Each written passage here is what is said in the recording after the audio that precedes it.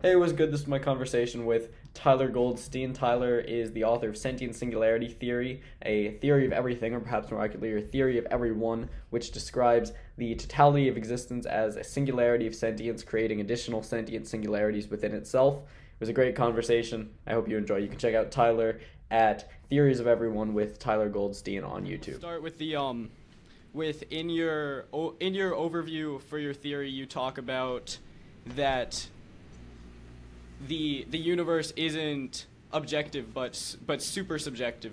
It's a product of the interplay of sentient creatures. So what is that? So I originally actually had it written as objective, but uh, because that implies objects as well, as people kind of misinterpreted it, I think, and it's also it's difficult to really say whether or not the universe has an objective, completely non-subjective viewpoint in anything, that there is a truth to anything that is completely without any kind of subjective interpretation, because even at the highest interpretation of God, existence itself, viewing everything at once, that is still through the subjective view of God. Now, that doesn't mean that it's not entirely accurate. It is entirely accurate, but it's still subjective to his opinion. So basically, I came up with the term super subjective, and it implies that it's the subjective viewpoint of all sentient beings summed together essentially, and within a hierarchy. Yep. So what distinguishes sentient singularity theory and a few others in the theory of everything space is that it affirms the existence of a personal God. So to someone who would say that, like as you said, that like reality is just material and objective, and it's something out there that exists independent of our minds, and there's no creator; it just exists. Well, how would you justify the converse of that?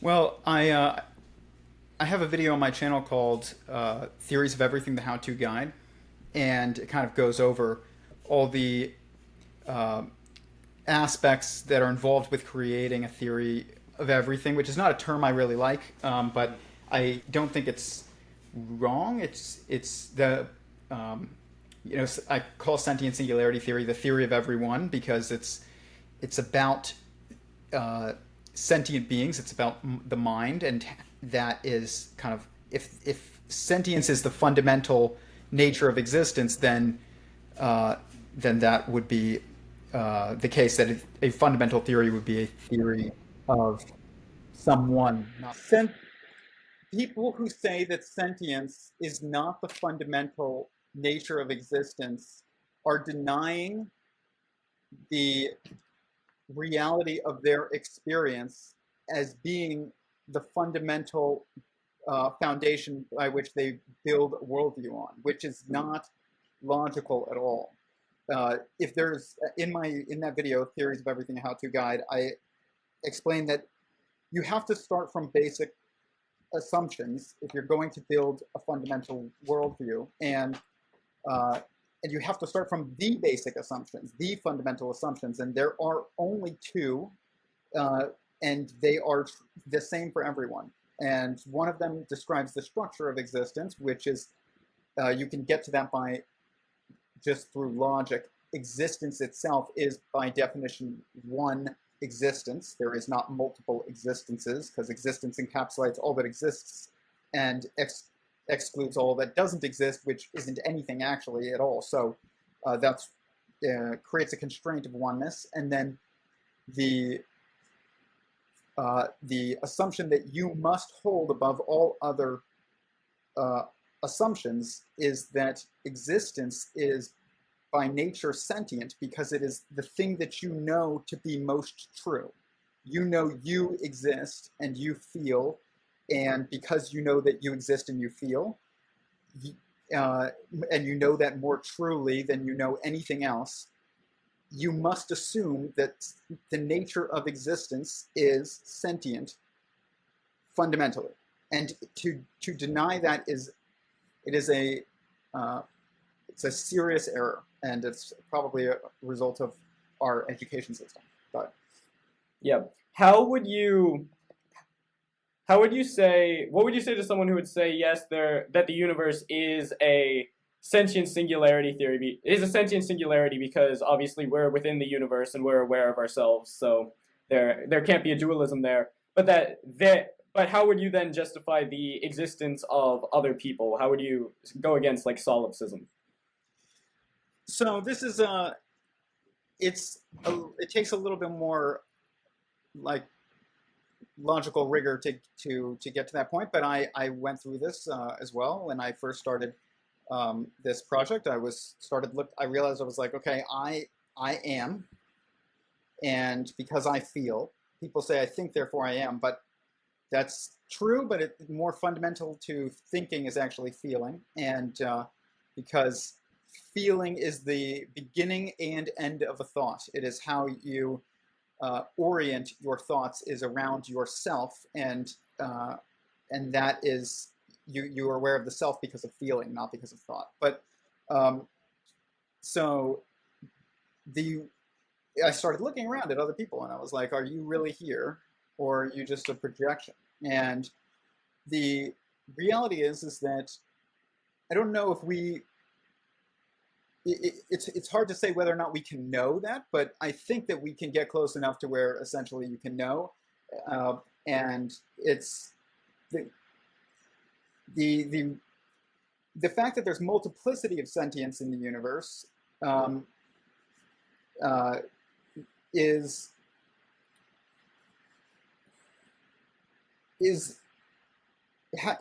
due to the intention of creating meaning. So essentially, if there is no multiplicity of sentience, then there is no meaning in the universe. And that would make you the only being, not even, there wouldn't even be a God. So it's not even just you and God. It's like if there was just you, then there would be no meaning. This is why I believe God created multiplicity of sentience, is because he was meaningless without it. And I mean, imagine being the one who exists, that you would be entirely meaningless and alone. Not just feel lonely, but like you would be literally alone. And it's interesting to think that like the only being that ever existed that was at some point meaningless, truly meaningless, was God. But as soon as God creates multiplicity, now everyone except himself owes our existence to him, so we end up now being giving him meaning and all the meaning. He is now the most meaningful being as soon as he creates multiplicity. So it's an interesting narrative of extremes there. But I think that a universe in which you were the only one is a meaningless universe, and I don't feel that this universe is meaningless. It's difficult, to exactly say whether or not we are truly the only ones, but I think that if you assumed that, you would all of a sudden have complete annihilation of any kind of goals and meaning, and everything in your life would fall apart, which kind of implies to me that that's not true. Yeah, and that there's essentially no reason for such a universe to exist. Yeah, also, there's no reason. I mean, that doesn't mean that there is. But the thing is, though, is that God exists, and God's existence, while God is now the most meaningful being, there was originally God exists initially, and not even by initially I mean also eternally. Because it is the only way for that to be. If there is oneness of existence, that means that there is internal coherence to an information system. If there is one information system, the information is referencing itself because it can't reference anything outside itself. So that creates a self-aware information system. So it's an inevitability that God exists. That's not something that is really escapable. There's multiple reasons, like I said earlier, why you can deduce that God is a logical inevitability. Yeah. Is God logically prior or temporally prior to the universe? Is the universe eternal, or was it created at some point 13.8 billion years ago? I don't know if so. When you're working on a fundamental theory, you have to escape time. As soon as you talk about time and size and space, you are in relativity all of a sudden. So, and so I will say that God preceded the universe. But if you're going to define it as separate from existence, it's and you're not using universe as a term to include all that exists. So it's really it depends on the definition of the term that you're using. But if you're thinking about it as the cosmos, really, then it had a beginning. God did not have a beginning because time did not exist before multiplicity of sentience, and I believe that the creation of the universe is the creation of the first sentient being. Yeah, I think we're inside of this. The universe is a sentient being itself. Yeah. So. Because I'm reading the Einstein's relativity papers now, and it seems to suggest a very different view of the world than quantum mechanics. That one seems more definite and absolute, even though it's called relativity, and the other is very like murky and hard to point down, uncertain. So how would sentient singularity theory have a model for science's current goal, which is essentially a unified field theory? So the issue with quantum mechanics, I believe, is that it's being interpreted by the people who did not come up with it anymore, and I think also the timing of it was timed with in this era where we had kind of widespread mass education through our school systems, and the issue with this is that it prioritizes secondhand information above firsthand information. So it prioritizes memorization and acceptance above experience, and so this causes the information that you are applying to be sometimes out of context, or trying to apply to be out of context. And but sentient singularity theory is like a lot of the things in quantum mechanics that seem murky are not really murky when you look at them through the lens of sentient singularity theory. So when basically time, it implies that time and space, or space-time, is kind of this emergent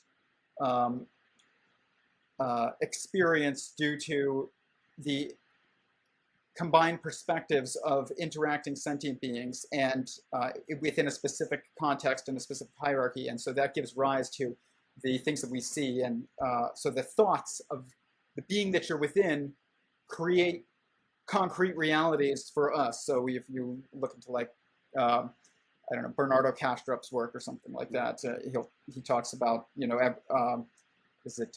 analytic idealism. And if this isn't, I don't think, a wrong perspective in at least either.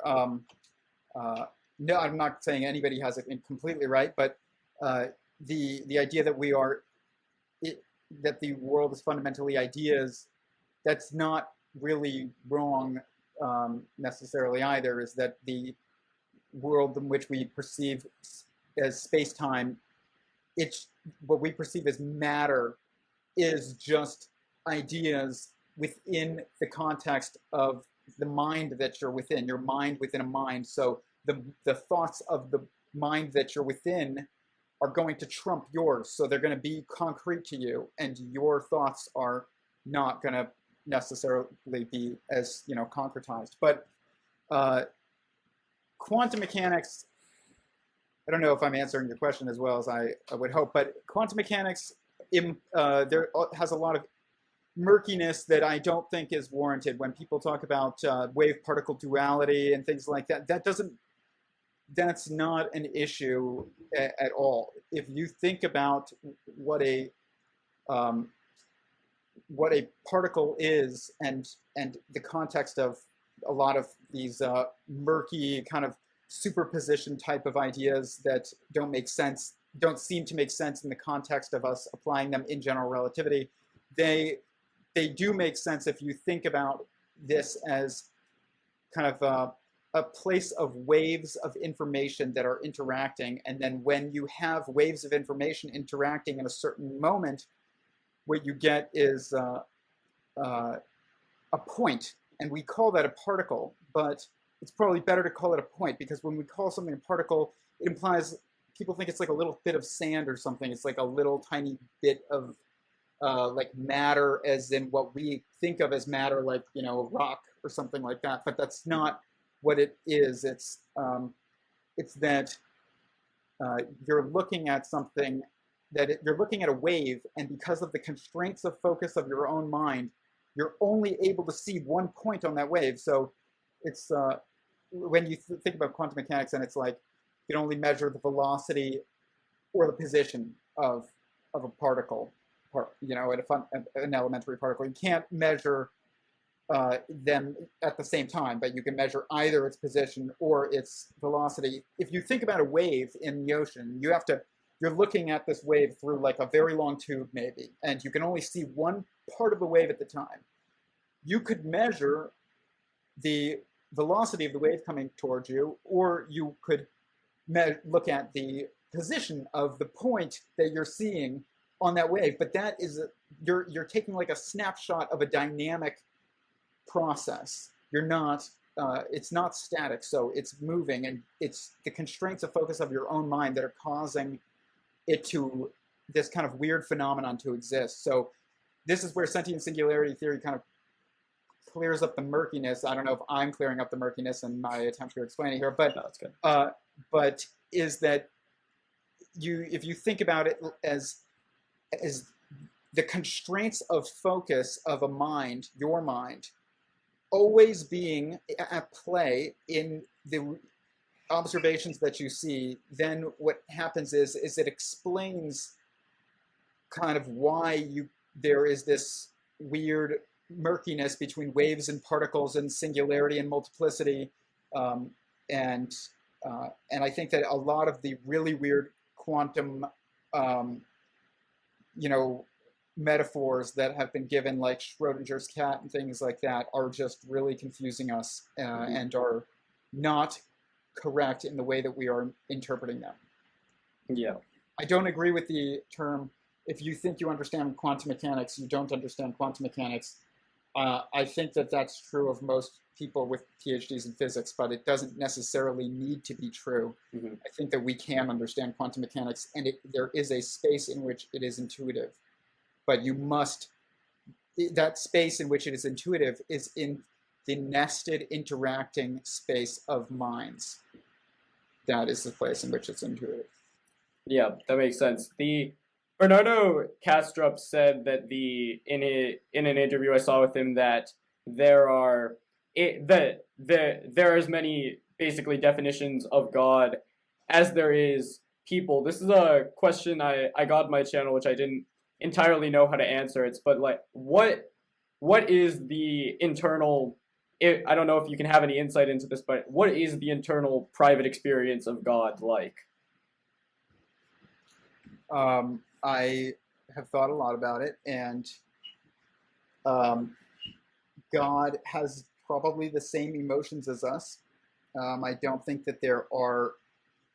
I mean, he might have some emotions that we actually don't have, but he has at least the same emotions as us, and he has goals, and he seeks meaning, and I think that there are a lot of ways in which we can understand God through our own experience. at the same time, God does not experience things the way that we do in time. So he maneuvers in time where we maneuver in space. So in sentient singularity theory, we have space-time, obviously, but then in sentient singularity theory, that's one perspective. It's us looking out from within.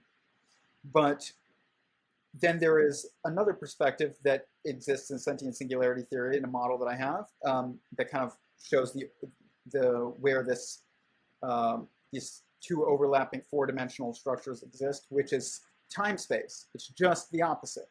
And so it has four degrees of freedom, just like the space-time does, but everything is flipped. So because the universe or God is not in, so people will say that time is the fourth dimension. What it is in sentient singularity theory is it's our extrinsic constraint. So in sentient singularity theory, you could call it space-time, but it's there are still 4 degrees of freedom, but there's 2 degrees of, there's 4 dimensions, but there's 2 degrees of freedom and 1 intrinsic constraint and 1 extrinsic constraint. So it's not really 4 degrees of freedom. It's 2 degrees of freedom, but there's 1 intrinsic constraint and 1 extrinsic constraint. But the extrinsic constraint for us is time. And because we don't maneuver in it, we are subject to it. But the universe or God, he can't maneuver in space because he is space. He is what we exist in. And there is no outside of him, really. So there's nowhere else for him to go. Where is he going to go? And so his maneuvering is done in time, what we experience time to be. So he perceives things simultaneously, God. He doesn't, I'm not going to say he perceives the future, but he dictates what we experience as the future by maneuvering in time. Because to say that God experiences the future is wrong, because you're putting God into space-time and he's not. But he experiences everything simultaneously or instantaneously. It's like the same thing, really. But so we maneuver in space, we make a decision, he sees that, and he makes a decision, and he maneuvers something in time, and we maneuver in space according to what happens to us in time, and then he maneuvers in time. And so, or he can make a decision, and it impacts us here, and then we maneuver in space, so that then he maneuvers in time against things together. So this is kind of part of the experience of God, is that and how he interacts with us is through the maneuvering of time. So one of the ways you can see that God, sometimes God's work in your life is when things are just timed a certain way, and you're like, that's it seems to make sense, or you understand maybe why, or it seems like you might understand why something happened. It's usually due to the timing of things, and that's because he is maneuvering in time. But yeah, I mean, God's internal experience, like I said, prior to creation of multiplicity, was one of alone. He was lonely, and not just lonely, but alone. Like, we can be lonely, but we're never actually alone. When he was lonely, he was actually alone. Mm-hmm. And we can feel meaningless, but we're actually never meaningless. We have intrinsic meaning as soon as we are created, because we are created intentionally. But and we impact other sentient beings even in our own creation. So we have intrinsic meaning. God does not. God had to create multiplicity in order to create meaning and multiplicity of sentience. And so he, at some point, experienced probably the greatest existential crisis that one could ever have. And that's just it. That, I don't know, thinking about God's experience, that specific thing, like, really impacts me to think about. It gives the more you think about the fact that God doesn't need us for his own existence, but he does need us for meaning, kind of gives us direction, and it doesn't give you meaning because you already had it, even if you didn't realize it, but it really helps you see your own meaning. So to think about God's experience prior to it. Yeah. I've seen you talk and reference the Kabbalah, which would describe God as essentially as filtering his essence through 10 Sephirot or manifestations. How does that model relate to what you've learned and found out? The 10 Sephirot are, it's fascinating because if you look at some models of the cosmos that have been created by Roger Penrose, they look like a bunch of connected models of the 10 Sephirot. And then same thing goes with, if you look at like deep learning neural net models, even sometimes you will see the same kind of pattern. But that pattern, I found that same pattern in my work prior to even learning about anything about Kabbalah. I don't get too into it, but I do. I study Judaism. I'm Jewish, and I study Jewish philosophy, and it's part of Jewish philosophy. So, but they are the 10 Sephirot. For anyone who doesn't know, they are the components of God's mind, essentially, which are, and therefore of existence. Which is it. If you look at it, it's like a decision tree of emotions, essentially, and it has the same kind of patterns in it, though, are also found in the standard model and things like that. So you have in the 10 Sephirot, you can see that there's like a masculine trialic triality of emotions or of aspects of God, and then there's a triality of feminine emotions or aspects of God. So, like you have, severity on the side of feminine, and you have kindness on the side of masculine, and there's three kind of levels to this. And if you look at the standard model of particle physics, you can see with quarks, there's up quarks and down quarks, and there's also this trialic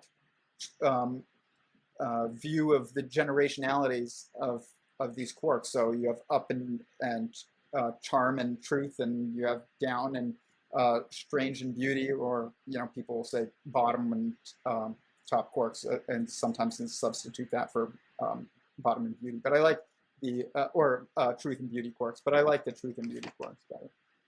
I think it makes more sense with the reality of reality. But yeah, you can see that the same pattern that is found in the 10 Sephirot is found everywhere that we look. And in Sentient Singularity theory, I found this pattern everywhere. It's in one of the models on my models page on my website. I just call it the binary triality, but I think it's what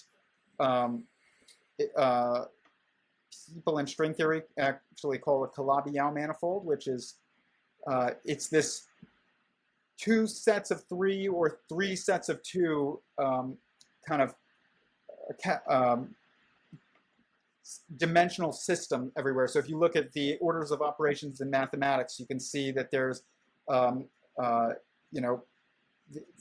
there's multiplication and addition and exponentiation, and there is also parentheses, essentially, which is like to constrain, and then there is division and subtraction. So there's this like three sets of two or two sets of three, and you can also see this in the binary the same binary trialic pattern in the primary and secondary colors, and you can see this in literally everywhere that you look. You will find this pattern because it is what and it's also in the 10 Sephirot. But what this pattern is that it is your mind organizing information into a hierarchy and differentiating it. So that's how you organize any kind of information. Is you take it in, you differentiate it, by putting it into certain contexts, and then you also organize those contexts into a hierarchy. And so this is why we see 6 colors, 3 primary and 3 secondary colors. This is why we see 6 different operations in the order of operations of mathematics. This is why there are 6 quarks. This is why there are 6 electrons and neutrinos as well. So you see this same exact pattern everywhere, but it's a fractaling pattern. So if you look at it and then you look at one subcomponent within that, you'll see the same pattern. And you look at one subcomponent in that, and you'll see the same pattern. It's because it's coming from you. Mm. And so you can't escape this pattern. And it's not just coming from you, it's also coming from God and the mind that we're within, because it's coming from the pattern of mind. So you're in a system that's following this pattern, and your interpretation of this system also follows this pattern. And so it's kind of this inescapable divisions of the world. But yeah, you mentioned triality a couple times during that. The most popular model of God, let's say, is the Christian conception of a Trinity, that God is one essence in 3 persons as Father, Son, Holy Spirit. What would sentient singularity theory say about, let's say Trinity versus a just pure monotheist interpretation of that? That the Christian view is not wrong, but it's not wrong that there is a trialic manifestation to God and creation, I guess you could say. And it's there is a trialic viewpoint of God that we would see.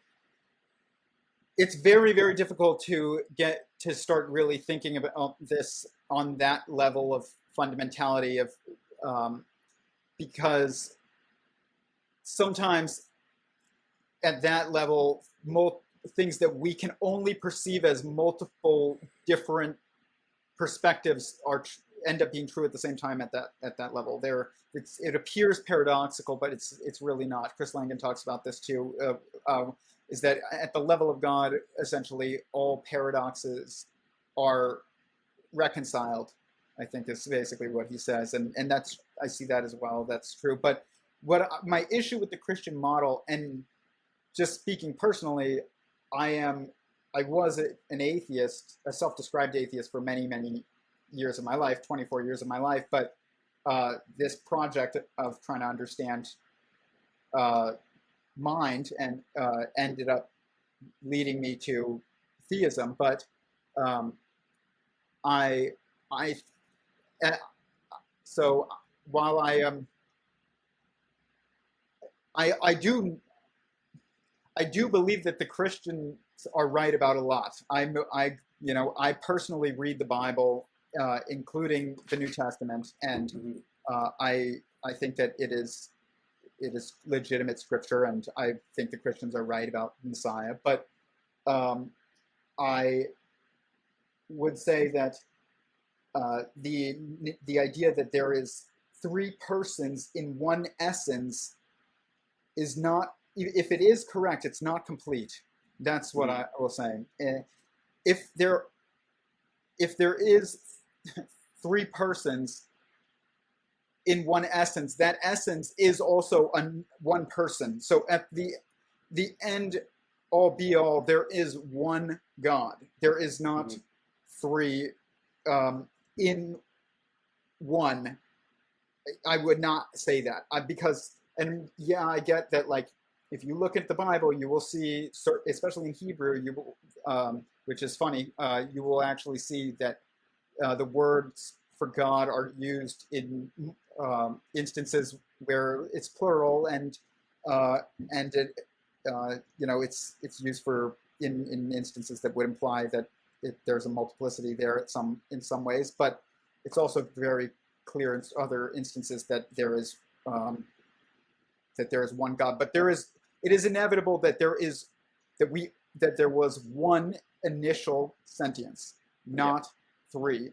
There was one person beyond the beginning, not at the beginning. I actually think that's a little more complicated to get at. Is at the beginning how many persons was there? But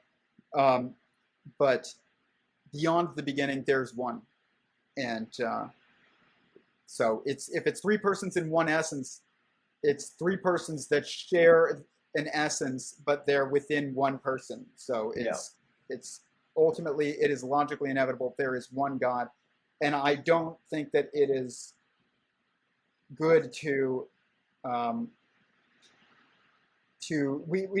don't want to say I don't think it's good. I will say it is necessary that we have a word that is reserved for the one that is beyond the beginning.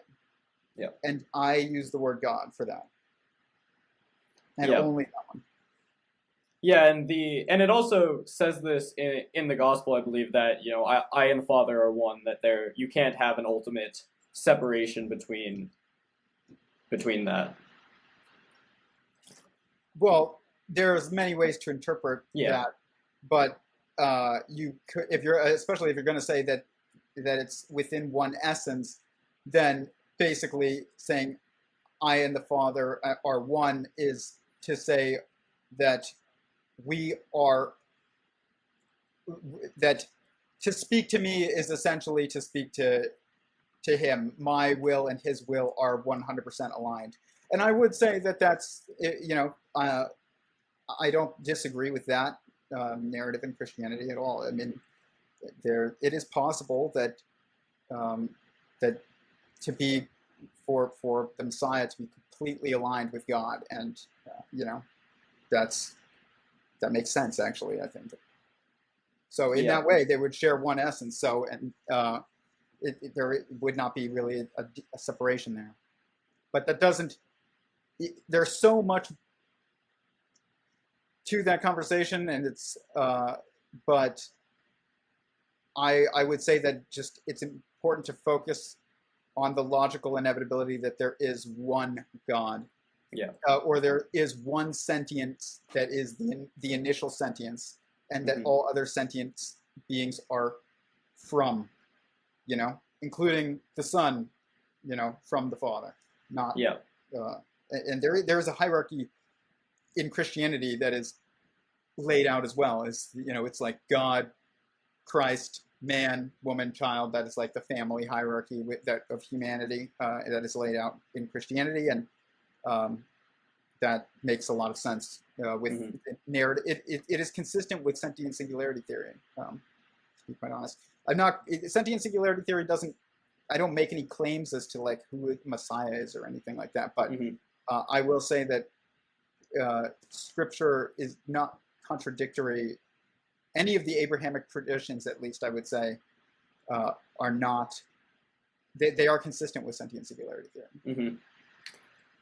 Would sentient singularity theory kind of support the perennialist perspective that all religions or maybe certain religions are all grasping at the same fundamental truth from different perspectives?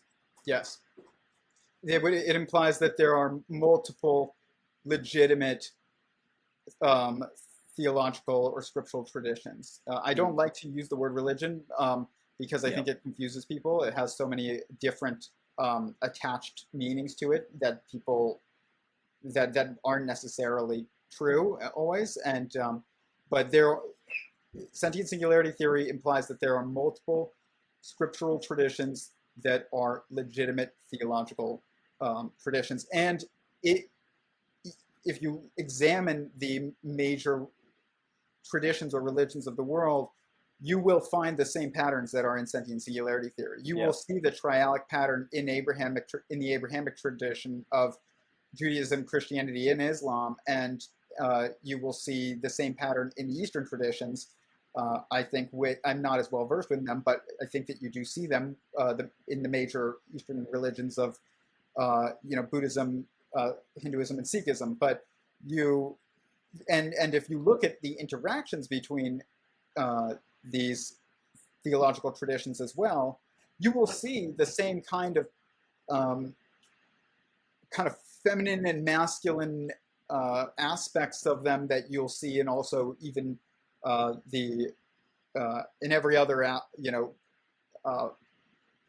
binary triality pattern that you'll see, like the quarks and things like that. And you'll see also the same pattern that's described in my model of 2 degrees of freedom plus an intrinsic constraint. So you'll see Judaism and Islam as 2 degrees of freedom, and you'll see then Christianity as this intrinsic constraint that kind of both of them are within and constrained by in different ways. But if you are well versed in both traditions and know them well, then you will note that that's definitely true. Yeah. I have a question, or a series of questions just about different theories of everything that are out there. I know you put out a video called "In Defense of Geometric Unity" about Eric Weinstein's theory. How would those two what's the relationship between sentient singularity theory and geometric unity? I think that I see patterns in geometric unity that I've also found in sentient singularity theory, and I see those patterns in other people's theories as well, but that I think are more or less getting at the truth. But I would say that geometric unity, I think, is a good road for physics to go down, because it's if it's possible. I mean, there's multiple reasons why that could be difficult, even if geometric unity is true, or mostly true. But there are geometric unity, the place in which the philosophical cosmological model that geometric unity exists within is very similar to sentient singularity theory, and and it's been described by Eric Weinstein before as, he says, talking about AGI and the simulation hypothesis, and if you combine these two ideas, then you get kind of this chain of truth that essentially is that we are within some system that is self-simulating, but it's not. I don't like the term. It's actually like a replication, but it is computational. But it's not just it's not computational in traditional computing terms. It's quantum computational, but it's technological, I would say. And so there's we can get into that, but if you'd like. But there is a lot of overlap. I see a lot of similar quantities popping up. His 14-dimensional observerse, I've had some talks with him about it,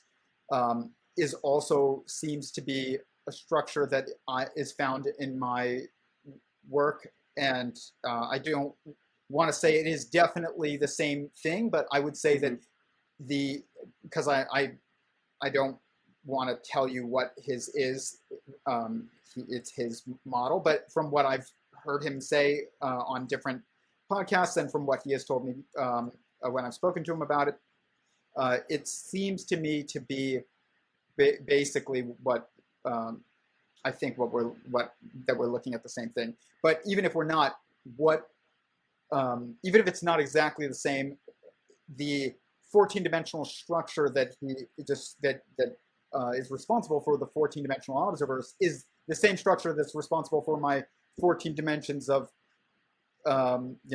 maneuvering that I have, that is the overlap between space-time and time-space, essentially. And so that's what I think, that my 14 dimensions of space-time and time-space, of nested space-time within time-space, is basically his 14-dimensional observers. But I will say that their language in which we use is different, and the methodology that we use is different. He's got a mathematical background that I don't, and that mathematics is a language, and and if geometric unity is described in the language of mathematics, then it's not as fundamental as sentient singularity theory, where it's kind of mathematics is built because quantities is built, and then mathematics comes from quantities. But and also he has stated this, and I don't really agree with him on this, but if it is true, then it limits the fundamentality of geometric unity, even if it doesn't discredit it. It is that he said a theory of everything, again, a term I don't like, but or a fundamental theory does not need to include a proposed origin of the universe, and that should be left to philosophers and theologians. And then he also stated that it doesn't need to be self-contained, which kind of that's part of that, but it's also another aspect of being self-contained is that the theory follows the pattern that it describes, which is kind of like this meta pattern within the theory, and it would do that naturally. You wouldn't have to try. My theory does do those two things, so in that way, I would say geometric unity is different than sentient singularity theory, but the general implications seem to be very similar beyond that. But that is a big difference, I think. So if I'm right, if sentient singularity theory is accurate in its in how it describes like the initiation of creation, then sentient singularity theory is more fundamental than geometric unity. But we'll say this: geometric unity starts with X4. He proposes and assumes the existence of a four-dimensional manifold as the initial point of existence. Sentient singularity theory also starts with this four-dimensional manifold, which I call the four primary perspectives, which are inside, outside, separate, and oneness. They are self-referencing perspectives. If you have one, then you have all the others. If you recognize inside, then you know that outside is. You already know what outside is in order to define inside. And if you know those, then you know what separateness and what is separate and one with you as well. So it's this simultaneity of perspectives that allows you to orient outside of relativity. He also sees this in his four-dimension, in his initial X4. I think that they're the same thing. But sentient singularity theory also has a model that precedes X4 a little bit, kind of, because these four dimensions are the four fundamental dimensions of mind, these four primary perspectives.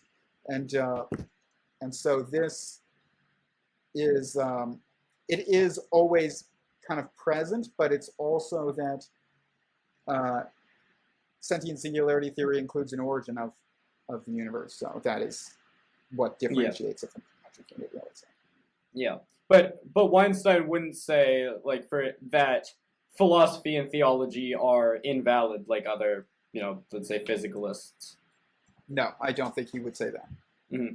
And is the four dimension you said for him, is he doing a similar thing to you, or would it be X, Y, Z, T dimensions?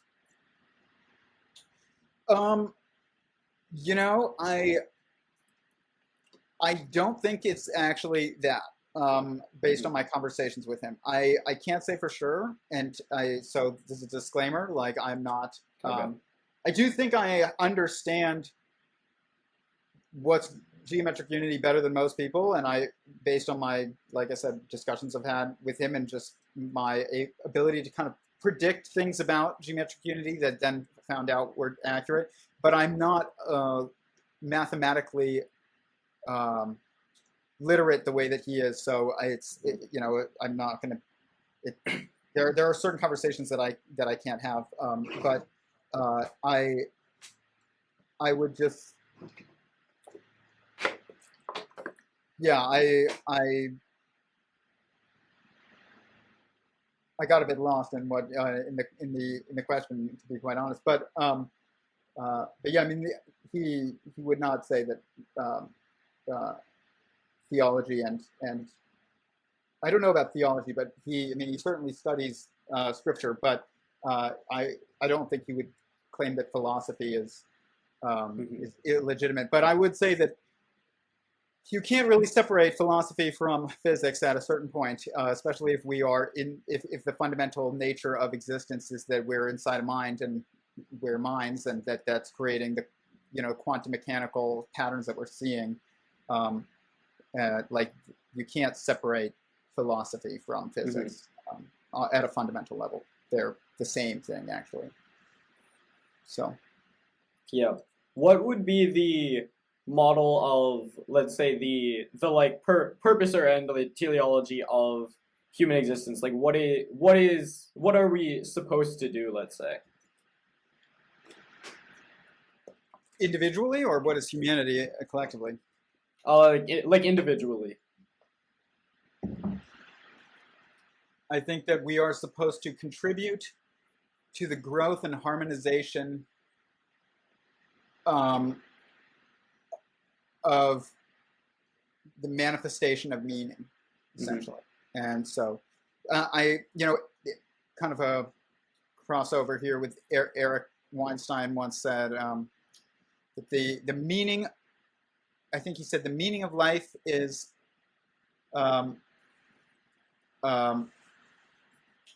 to like something like to attribute meaning to meaning or something. And it's hard for me to recite because honestly, it just confuses me every time I read it. And I think that it's just confusing.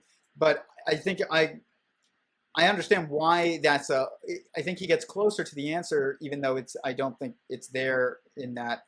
But I think in his description of it, he gets at something true about this question, is that I think that it's a bad question, because we don't know what life. I think life should be defined as sentience, and if life is defined as sentience, then life always existed because God is sentient. So, and if God existed and prior to the creation of multiplicity, due to just the fact that it's inevitable that God exists, then there is no meaning to sentience. There's meaning to that is in the multiplicity, that is manifested in the multiplicity of sentience, but it is not. It's almost like not there, like there's any meaning. But so you have the better question, the better answer to the question that we're trying to ask, but we're not asking, I think, is that the meaning of creation is the manifestation of meaning, or the maximization of meaning, or the and that is what I think we should remember when we are here, is that we are meant to maximize and help be co-generators of meaning. So you do that through various means, but it's through helping multiply sentience and to impact sentience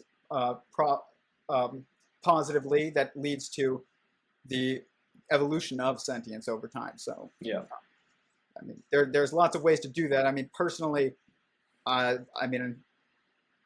think that if you're going to try and find a way that contributes to the growth and harmonization of humanity, and therefore of existence, I would say that if you're attracted to the opposite sex, I think that an easy way to do this is to get married. And that is like, I think that is implied in my theory. It seems to be. Yeah. And there's no separation of fundamental theory from even a moral framework. It must be linked. And so, yeah. That's a great thing. It's a threatening thing because it implies that we can't just do what we want, and everybody wants to just do what they want. But at the same time, it's also in a time in which there's such a crisis of meaning happening, where nobody's really seeing their own intrinsic meaning and has direction in how to maximize that. if we have a way in which we can do that, that's simple to explain, then that's great. And that was what I would say is a good first step. And but everybody has intrinsic meaning. Everybody is here was intentionally created, and I think people should start by remembering that, and then think from there. Yeah, you touched on this a little bit earlier with the kind of private experience of God, of loneliness and separation prior to any universe. But there's this quote from Albert Einstein, which I've thought about a lot, which he said kind of facetiously, but he says, I want to know whether God had any choice in creation. So what would you say about that? I think I don't know if that was the exact quote, something like that, though.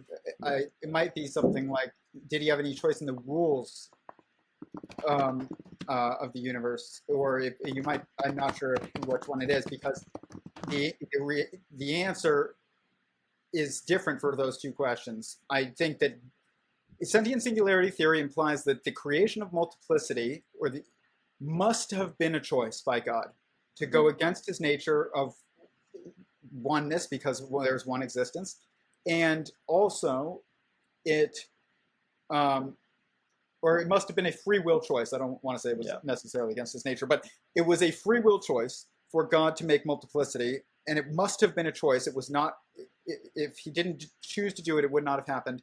But, and I will say that sentient singularity theory, and this is another overlap with geometric unity, is it looks like, I'm not saying it is, but I'm saying it looks like there is only one way to make a meaningful universe. Yeah. And that there is really no choice in the structure of it. That doesn't mean that there is no choice in how you interact with it, but it does appear that there's only one way to build it. There's only one pattern in which it can be built. But the initial choice was in whether or not to create, but not necessarily in the rules. It doesn't really look like, from my work, that there is much choice in the rules. And I will say that is through the perspective of my logical deduction from the standpoint of an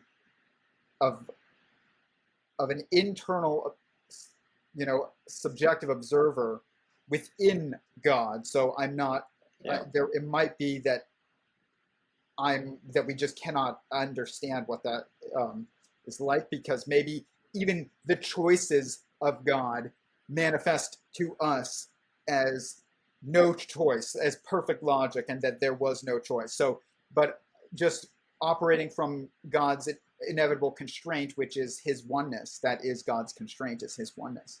That does seem to logically lead to a very highly constrained universe structure. Yeah.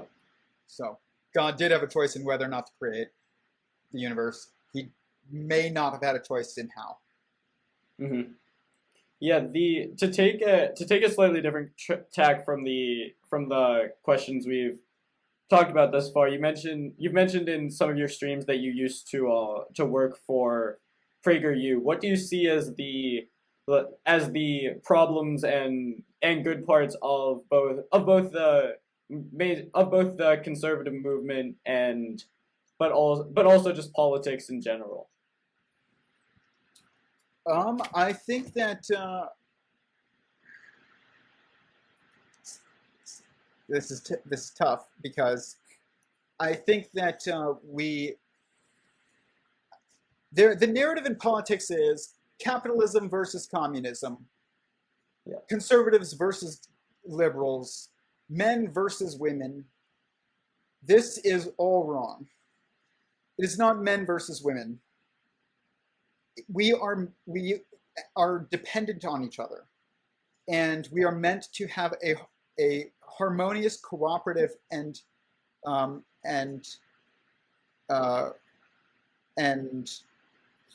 of reliant relationship.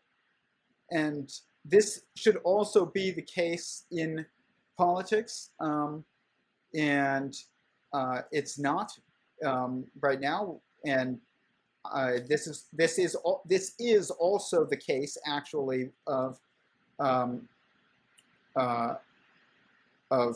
you know, the state and the market, which is, you know, capitalism and collectivism, I would say, or individualism and collectivism, I would say, is a better way of putting it. And none of these things can exist without the other. You cannot have liberals without conservatives. You cannot have conservatives without liberals, really. And it's hard. That one's harder to see, but it takes more thought. But it is the essence of what I'm saying, at least, is true. I don't know if that's the best way to say it. You cannot have men and without women and women without men. They absolutely need each other today as much as they always have. It's just technology has made us, and specialization has made it more difficult to see that we need each other, but we need each other as much as we always have. And it's not just to reproduce, but it is also very much to reproduce. And you cannot have you cannot have not a state and not a market. You have to. Both of them are inevitabilities that are meant to be cooperative and and supportive of each other. So that's what I will say about kind of like the two sides of politics. I'm much more interested in specific issues, and it's easier to talk about those than it is to talk about the two sides of politics or economics, other than to say that the idea of two sides as competitors or as kind of perspectives that are only meant to check each other, to keep each other in check, even if that sounds more positive, it's not. That is not the correct stance to take. This is not meant to be a war.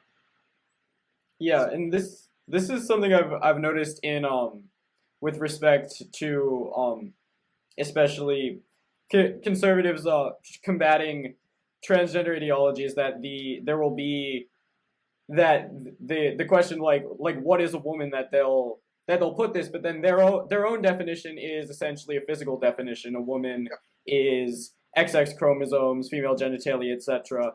I guess from a lot of your work focuses on, you know, the nature of the masculine and feminine aspects of both reality and at the individual level. So I guess the question essentially is what is a woman is. Okay, this is a great question, and I'm glad you asked it, because you identified something that very few people else have identified, and I don't know if I cut out or not. Hopefully you can still hear me. If not, it's fine. But I got you. You're back. Cool. But to reduce a woman to certain physical attributes is the same exact thing. It leads to the same exact thing as to reduce a woman to your own internal desire to be, whether or not to be a woman. And it both, what I mean by that is they both lead to nowhere. And you have to recognize that masculinity and femininity, the masculine and feminine, exists everywhere. Gender is everywhere. This is the problem. This is the best way to say this. In this gender debate, people will say that either gender is the same thing as sex, or they will say that gender is different than sex. And the reality is that this is not the correct framing of the words that you need in order to actually make sense of this. I saw somebody is like Professor Dave Explains or something on YouTube. He was talking about this issue, and he said that gender is biological, but it is not just chromosomal. Sex is chromosomal, but gender is biological, and that it's due to many things like neuron interactions and mental construction and things, or brain construction. I don't want to say mental because the mind is not and brain are not the same thing. You have a brain, you are a mind. That's different. But this is the exact same thing as gender is. Sex is gender, but gender is not just sex. Gender is the division between the active and reactive forces that you will see on every scale of life, I guess you could say, or of sentience. And there's a periodicity of sentience in that I think aligns with what's called Bott periodicity in mathematics, but it's in sentient singularity theory, or it's the stages of sentience. And within these periods of sentience, there is gender on every single level. So if you look at the nucleons of an atom, or the hadrons, you will see protons and neutrons. This is gender on the atomic scale. It is gender. It's not like gender. It is gender. Mm-hmm. A neutron is the same thing as a female, but it is on the atomic scale instead of on the multicellular biological scale. And so gender is not just restricted to multicellular sexually reproductive biological species.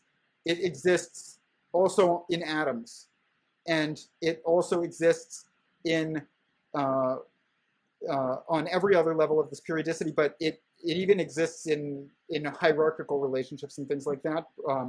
But it's not just that. That's a little less. That's just a little different to explain, but then like something like atoms. But an atom is a marriage between protons and neutrons, and a marriage is that we have a family is the marriage between men and women. It is the same thing. So, and a feminine means reactive.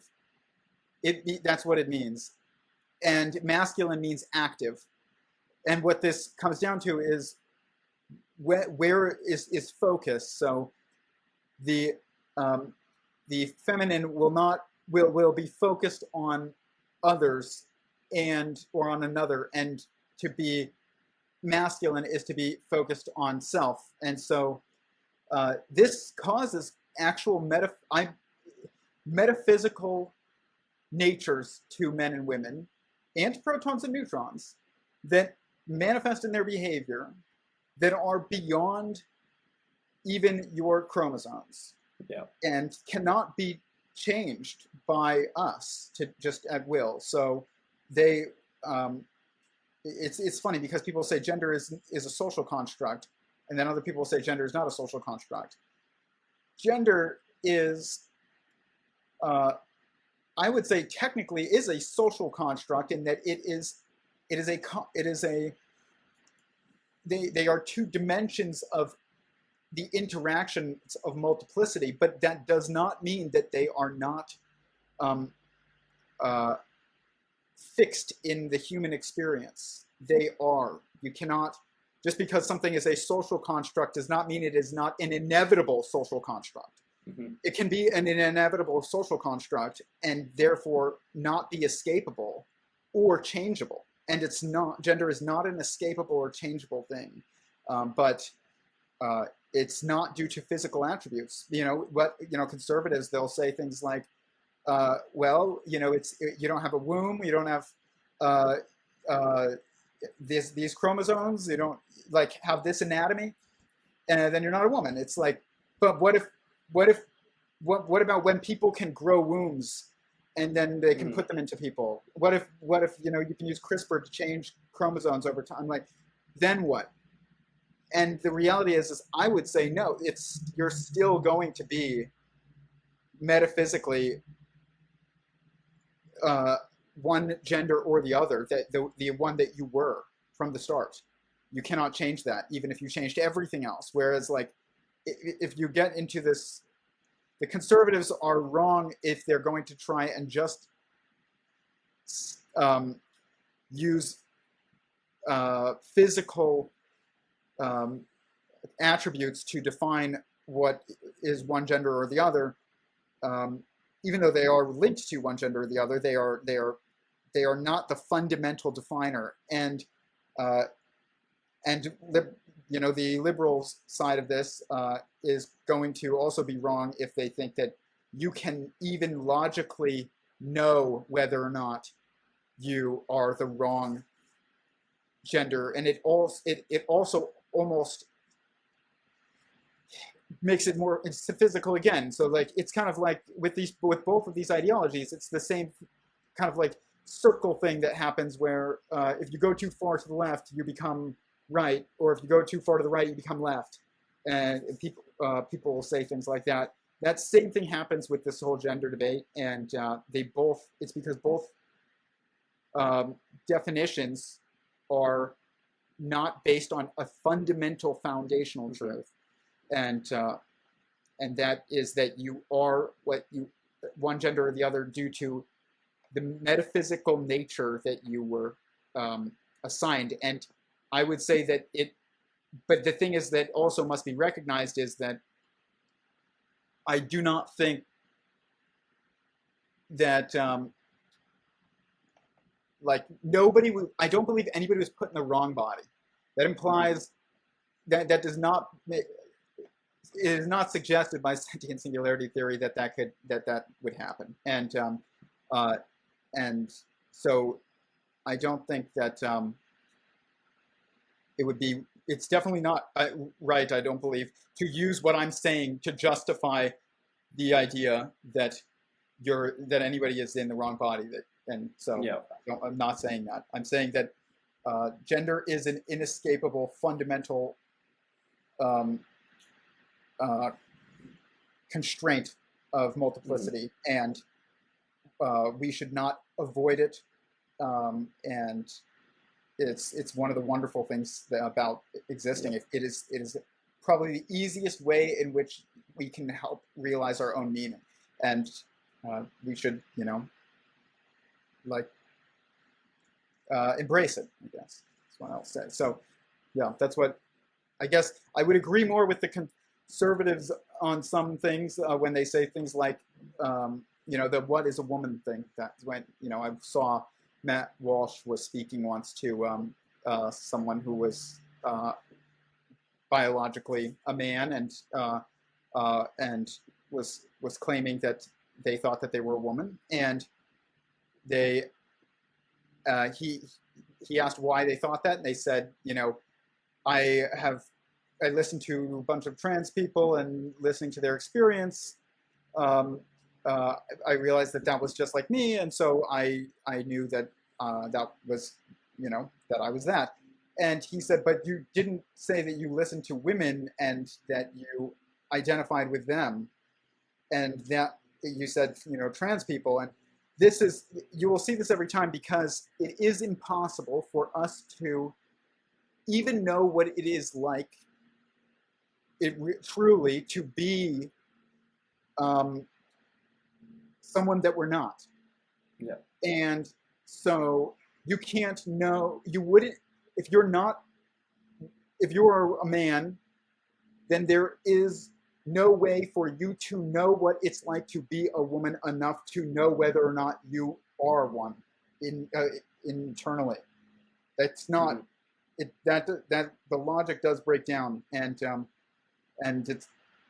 it's also just, there's lots of issues with that. And so I would agree with the conservatives on that, but I will agree with some of the things that are on the more liberal side of this, that this is not just due to physical characteristics, but at the same time, like I said, and this is very important, I am not saying that that means that that it is not fixed.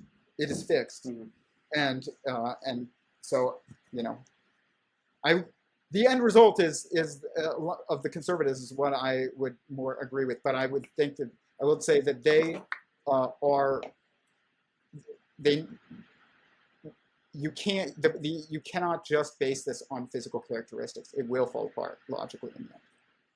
Yeah, that reminds me of something that Wolfgang Smith said in his conversation with Kurt Mongol, is that our science, our academic understanding can't even begin to grasp the difference between men and women, that it is a metaphysical pattern, and it's still being formulated in terms of materialism, mind-body dualism, etc. Yeah, I would say that the main thing is that that the masculine perspective is one that is focused on self. The feminine perspective is focused on others, and there's other aspects of that come through. But it's very interesting when you look at like the patterns of neutrons and protons. You will see the same patterns that you see in marriage of humans, and where there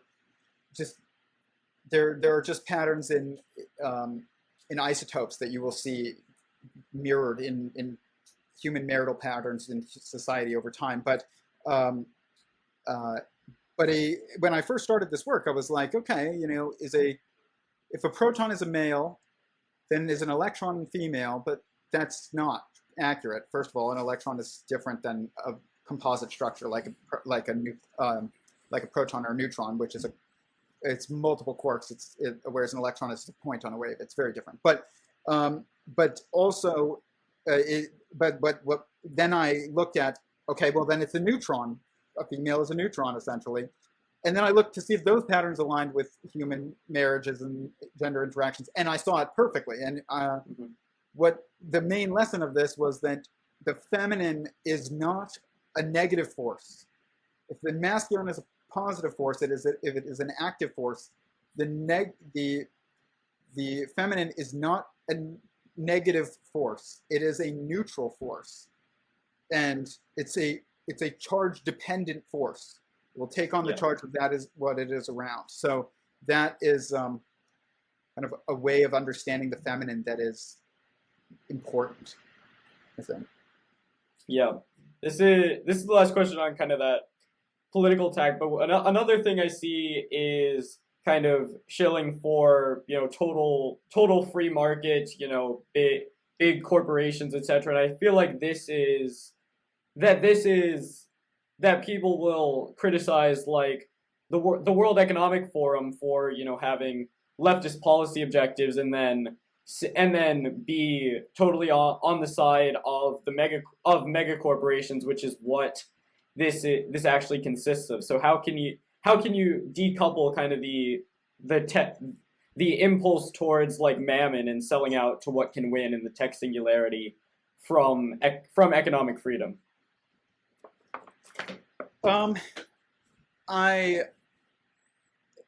mean, there's lots of reasons why we have now kind of created this like competitive, dualistic, my team, your team thing, even in economics. I mean, it's in sports, and it's in economics, it's in politics, it's in gender, it's everywhere now. And I think that the only way to kind of stop this cycle of just chaos is to build something new that is a marriage between the idea of personal, I guess, freedom of interaction, but also within the context of a collective with a commonwealth. Mm-hmm. And so that is if you can't have, so this, if you think about like libertarian mindset, like very maybe even anarcho-capitalism, whatever you want to call it. These terms are tough to, they're not necessarily the right terms to use to describe what we're trying to do, but for the sake of just the fact that people kind of generally get what they mean, you can't have that without eventually groups of people, and then individuals that are with influence within these larger groups, like corporations and things like that form, end up basically being able to override the goal of libertarianism. So like you have to think about, like, people are putting the cart before the horse with this stuff, where it's like, what is the goal of people who have a libertarian leaning?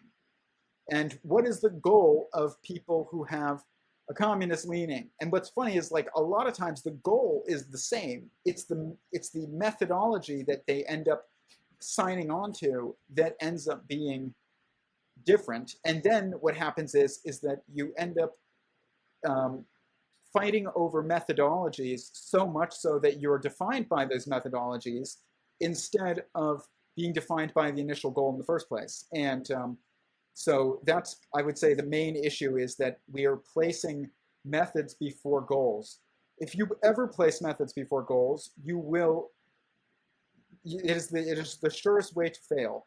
Because if you don't put a goal as the point in which you use to orient yourself, then you will become disoriented and lose the narrative. So that's what I would say is kind of become the problem with both of them is, and now even more so than that, they are not even just defined by their own methodology. They are defined by the opposite side's methodology. So communist collectivists are no longer defined by communism. They're defined by anti-fascism, which means you're going to become fascist because you can't define yourself you can't have an anti-ideology. If you're going to orient yourself, you have to orient yourself against with something that exists, not something that you're trying to not have exist or that you disbelieve in. And this has big implications on the idea of atheism and things like that. And so this is why, even though if you think about what is anti-fascism, seems on paper to be very similar to libertarianism, they're very different in how libertarians act versus anti-fascists, because one of them is defined by fascism and the other one is defined by liberty for the most part. But today, in today's day and age, you'll see a lot of conservatives, they're just reacting to the left. And so they're being defined by them now at this point. They're defined by the things that they are objecting to, which is the same exact problem on the left as well right now. And so you've now three levels of, or at least two levels of issues going on where we've lost the narrative. We need to be defined by a common goal, and if we don't have a common goal, then we need to not associate. And but if we do have a common goal, we have to define ourselves by that, not by the methodologies, and then especially not by the opposite, proposed methodologies, which is what has just happened in politics. And it's all falling apart. That makes sense. That I remember, Dinesh D'Souza, he's giving a speech and there are a bunch of protesters shouting, you're a fascist, you're a fascist. He's like, no, you're the fascist. You're the one, shutting down speeches and, enforcing your ideology and having this authoritarianism. And I think there's very much people will define their ideology as, owning the libs or owning the conservatives instead of putting forth an actual vision for how society ought to be oriented. Yeah, I mean, this is a huge problem with the gender stuff right now on the right is, as much as I will admit that, some of Matt Walsh's discussions with people who claim to be transgender are interesting and can highlight certain points. Like, if all your feed is sharing is a bunch of people who you think are confused, and you're not sharing what is good example of what to. You're not focused on what is a good example. You're focused on calling out what you think is bad or wrong. You're feeding what you hate, or what you're feeding. You're feeding the beast. Mhm. So I think that's a big issue right now going on. On all sides of everything in politics, which is basically everything. But it's also happening in scientific discussions involving God and versus evolution, and that's not even a good. Those are not even mutually incompatible ideas or mutually exclusive ideas, but they're painted as such. And so, but you'll see that people who claim to be atheists will act in a way that is the same pattern of dogma or of dogmatic that is what they claim religious people to have. And I'm not saying no religious people have that, but their focus is on those religious people, and so they end up being just as dogmatic. And to define yourself by an anti ideology is something that has particularly interesting implications on the idea of gods and as well. So I don't know if you want to get into it, but like atheism is implied, according to my work, is not even a possible perspective to have, and I think it clouds our scientific discussions even. There is only anti-theism and theism. That's it. There isn't even monotheism and polytheism. If there's multiple beings in some type of hierarchy, that's not God. God is the alpha, omega, and the one at the top and one at the very bottom of this entire system. So God, the being that I call God, there is logically, inevitably, only one of them, and so there is no such thing as even polytheism. What we call polytheism is not understood, I don't think, by the people who use the term to describe those things. But I used to call myself an atheist, and people will say things like Sam Harris will say, I'm an atheist. Atheism is not the disbelief in God. It's the lack of a belief in God. Mm-hmm. And this is not actually possible because what he's basically saying is that he's agnostic. And you can be agnostic about things, but you actually cannot be agnostic about God, because God is, maybe you're not agnostic about Scripture, but you can't be agnostic about God, because what God is defined as is existence or the universe a sentient being? And if the answer is yes, then I would say that is essentially theism, and you interact with the universe every day. So you can't claim to be agnostic about something that you interact with every day. You have an idea of its nature. So you either think that the universe that you interact with every day is not sentient, or you think it is. If you don't think it's sentient, then you're an anti-theist. If you do think it's sentient, then I would say that you're a theist. And if we frame it like that, I think that it makes more sense.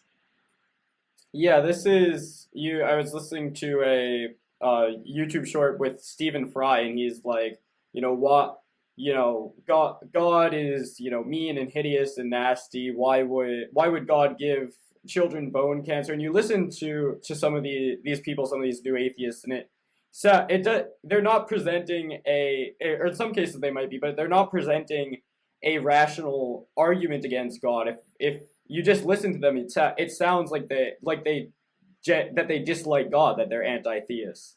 Yeah, they're anti-theists, and that's why they behave as if they're anti-theism. But then they say, when you confront them on it, they'll say, "No, I don't disbelieve in God. I just have a lack of belief in God."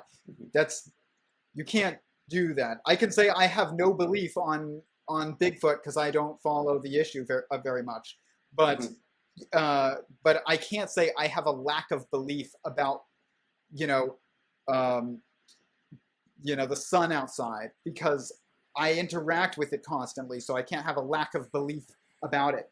I can have certain beliefs about it, but I can't have a lack of beliefs about it. So you can have certain beliefs about the nature of the universe. You can believe it's not sentient, or you can believe it is sentient, but you cannot not believe in a nature of the universe.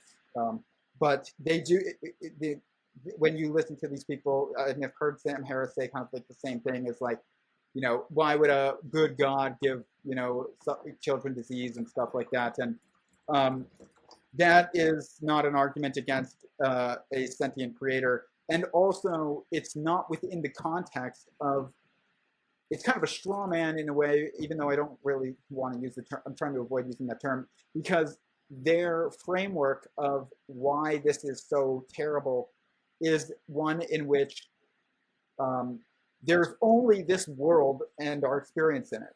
It's not, there isn't anything afterwards. And if there is something after this, there is an afterlife, which sentient singularity theory definitely implies that you are not gone. You're still, you will most likely, unless God chooses to delete you, you will still be sentient and aware when you die.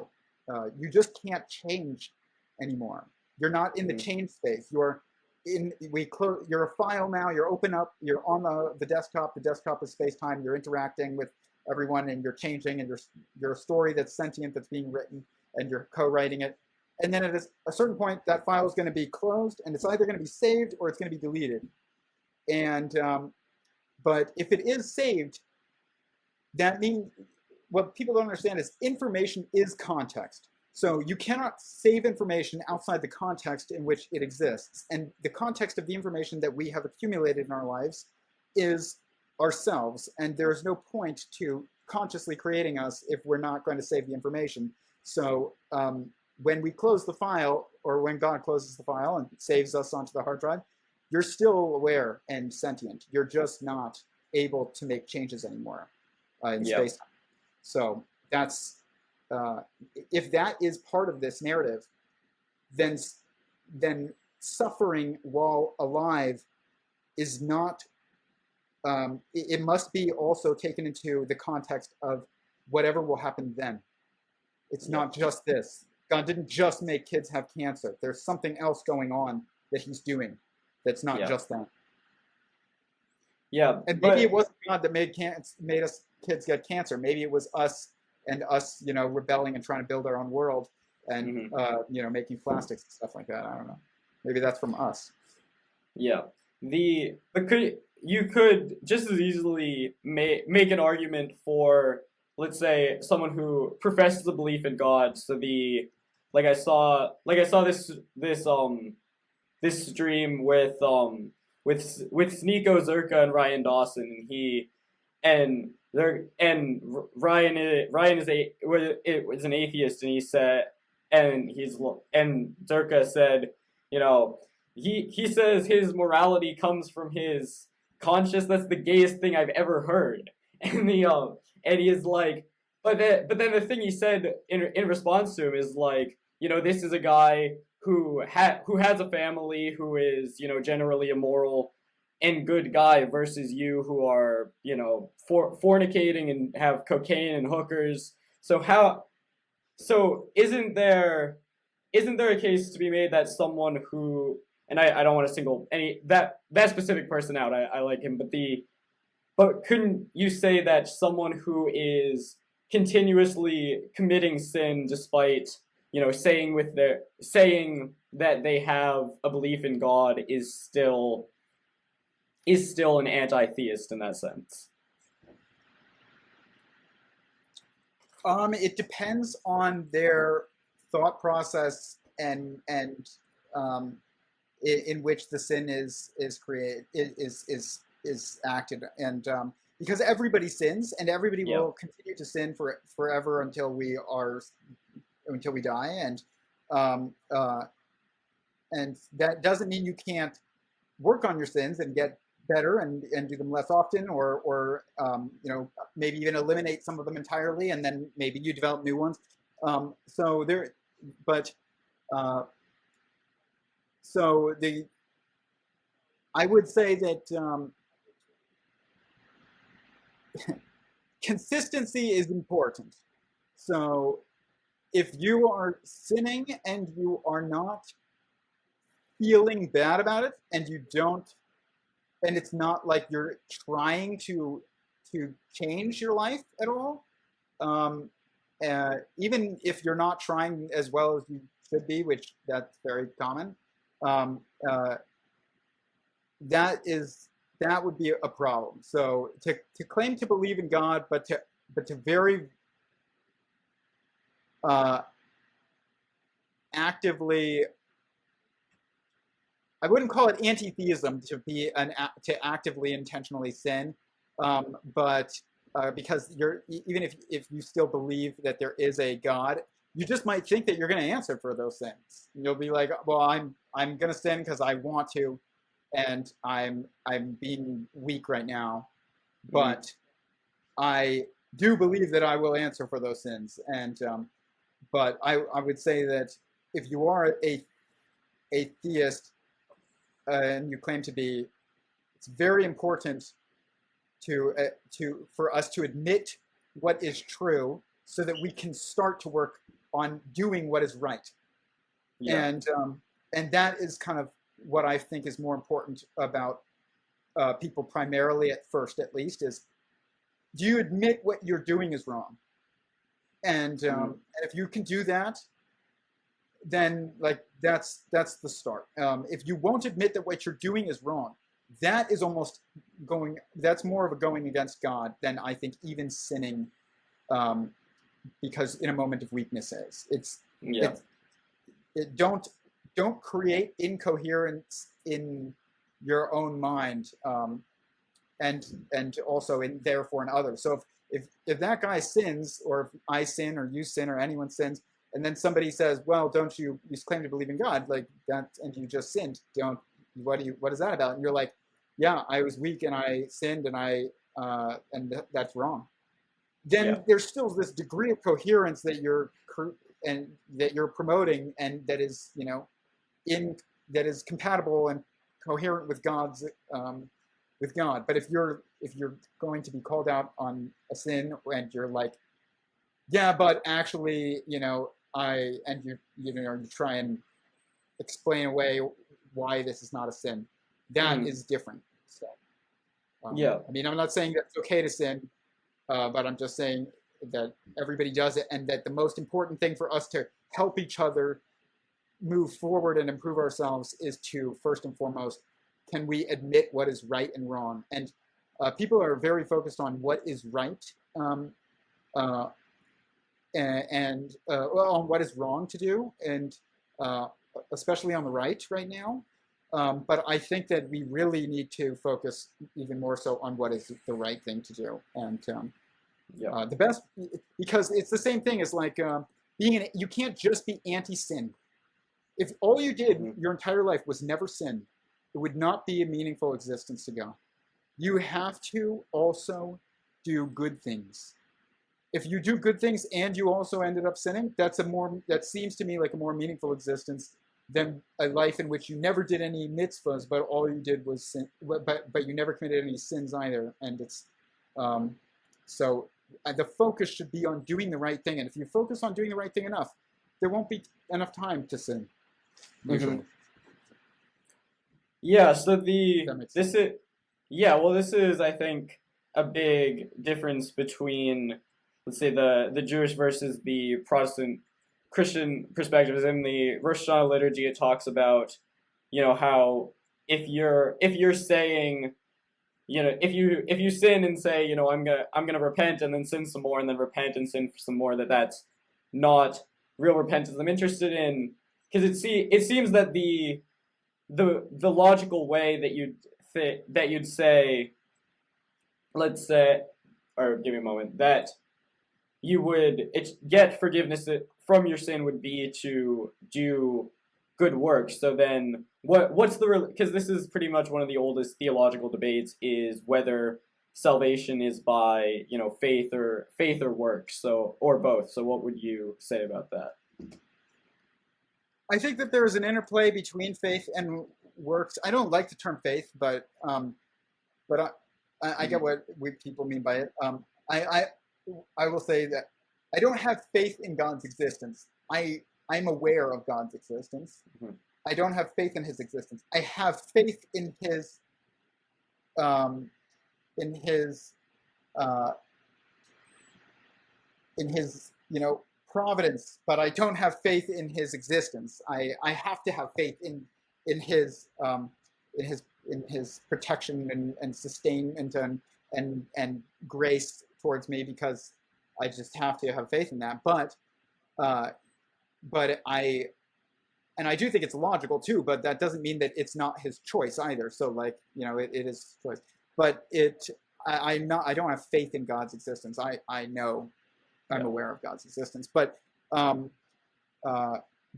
realize not everybody is comfortable enough saying that. But I think that, well, here's the thing. First of all, with Judaism, people say that salvation is through works a lot, but that's not actually true. If you really delve into Jewish philosophy and halakhic narratives, most people go to heaven according to Judaism. The difference is how easy is it to get there, and what that really means is that you're saved by God's grace, and not by works. And then in Christianity, the idea that you're saved by grace and by faith is correct insofar as going to heaven, but I don't really believe that should even be the focus. Because if that is the case, then I mean, it's tough, because to some degree you have to know that you're forgiven in order to actually improve. Because if you just think that you're not, like, oh well, they'll never forgive me anyways, and it links you into these mental traps. So there is a way in which, like, focusing on forgiveness can actually help you break out of this cycle of guilt and then sin, and then guilt and sin, because sin in some ways is like beating yourself up too, and it's very linked to that. So, but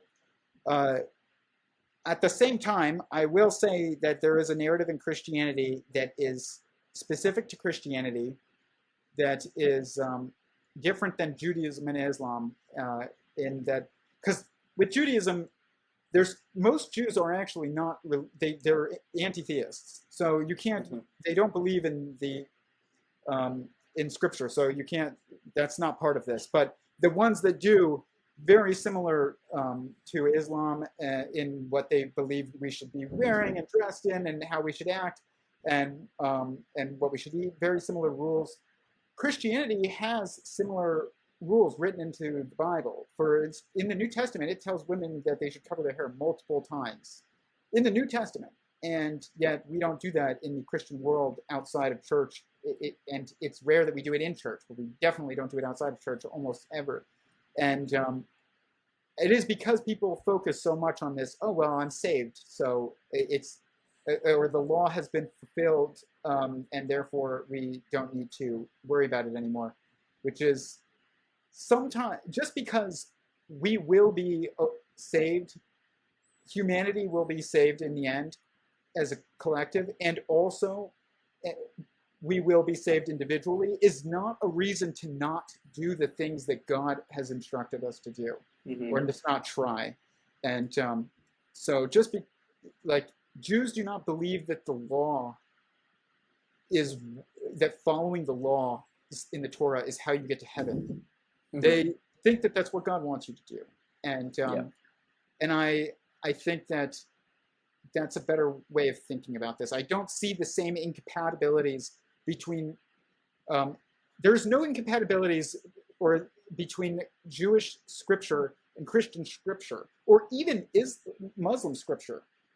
The Quran is not really inconsistent with the Bible, and it affirms it in many ways. And it does suggest that it's needed, that there's this additional one, but it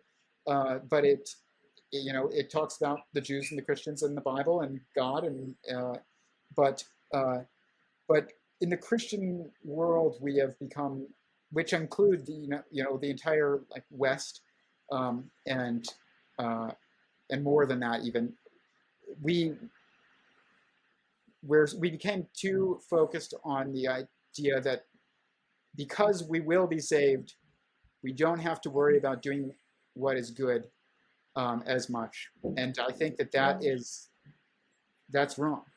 You should focus on doing what is good for the sake of it being good, not for the sake of it saving your ass. No worries. Are you Jewish? Yeah. Okay. Yeah, my question, would sentient singularity theory, would that affirm a kind of universalism where in terms of salvation, or is there the classical conception of heaven, hell, purgatory, etc.?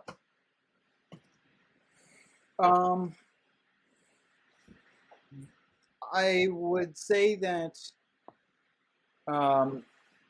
the classical simplified construction is there's issues with it in what it implies to us, even if like the technicalities of it are not so false, but or you could reverse that as well. But I would say that sentient singularity theory implies that there is that if your file is not corrupted and God wants to, and just to, you have to always include room for choice because this is a sentient system that we're in. If your file is not so corrupted that it's beyond saving and God does not want you to be saved, then and God wants you to be saved, then you will, through whatever means he needs to use, your coherence will be maintained and or reconciled, and you will be saved. So in Judaism, it's interesting. There's this kind of narrative, and I think that this is highly accurate, is that when you die, you see, and this is implied to be probably correct by sentient singularity theory, basically, is that if you're not so decoherent because you've lied so many times that like you don't know what's true anymore, and you're just like, you're not even, there's like no one home anymore even. If God deletes you, I'm not saying he couldn't do that just by choice, and probably could, but it's probably usually because there's almost no one there anymore. You're just, you've become so reactive to the things around you that you don't have any internal coherence that makes you at this point. You're soulless, basically. You gave your soul, you sold your soul, but and basically it's gone at this point. So when you're deleted at that point, it's not even like you're deleted. It's like you deleted yourself over time, and it's not punishment. It's just like, why keep that? It's like if a file that you're working on and writing, and then you go and you try and save it, and it says this file has been corrupted. You don't keep the file. You delete it, because why keep it? And the same thing happens, I think, with people, and that's why I think it's so important to just, if you're gonna, everybody sins, but that doesn't mean you should continue. It just means don't, make sure that you're being honest with yourself about it, and with others about it too, so that you maintain coherence within your own self and in the world around you to make a better world. But at the same time, it's if you are going to be saved and you're not just going to be deleted, probably what happens, and this process is probably very, similar but also different, individualized for each person, is you're probably shown the sins that you committed and every single impact that those sins had. So you'll see, you'll see yourself, you'll see that you committed a sin here that was minor. But then you'll see the impact that sin had on someone else, and then that had on someone else, and that had on someone else, and that one had on someone else, and someone else, and someone else. And so it will be super exaggerated, and you'll see the full scale of the impact of even the smallest sin. But you will also see the impact of the smallest good thing that you did, where you were like, I don't know, I gave that guy a couple bucks, and it wasn't a big deal to me. But then you'll see the impact that had on his life, and then the impact that the impact on him had on someone else that was good. So you'll see this hyper expanded like picture of all the sins and all the mitzvahs and good deeds that you have done in your life and the impact on all of them. Because now you're outside of relativity, so you're seeing things simultaneously. So you're seeing things outside time at this point, and seeing this would, I would imagine, give you coherence and wisdom and grace for your own self, but also judgment and recognition of what's right and wrong, and then you'd probably be, saved after that. But because that act of seeing that would probably give you coherence, or would solve any incoherences that you had. You get it, and you would not. There wouldn't be any code that is corrupted anymore, or missing any pieces. It fills it. But if you're beyond saving, delete. Any punishment that you would get from God, I think, is going to be for the sake of you, of your own reconciliation in a way. It wouldn't be. It's not just punishment. It's also useful to you and to your own salvation. Any punishment that you get afterwards, just because you're saved doesn't mean you won't also experience the judgment. You will experience judgment. Yeah, and this is C.S. Lewis's idea that hell is a door locked from the inside. So if you have someone like let's say Joseph Stalin, who is just completely removed from the essence of God just through a lifetime of sin, there's just no relationship whereby to be redeemed, and you just cease. Yeah, I really think that's correct. Is that for the most part? I'm not saying God can't lock the door, but he won't even lock the door. Like you'll just be deleted. It's like having a corrupted file. Probably is. You delete it because why keep it? It's not even good for you to have on your computer. It can cause like other issues, and so you just be deleted. But like hell, as far as like burning, I heard this rabbi that I listened to a lot. His name is Manis Friedman. He's a Chabad Hasidic rabbi. He talks about like intimacy and marriage and gender a lot. He's very good. Probably the best public speaker and thinker on the issue of gender and intimacy and marriage that I have ever seen. Yeah. And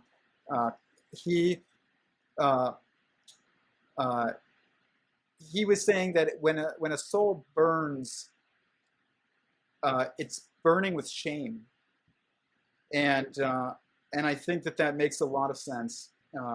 It's when you see.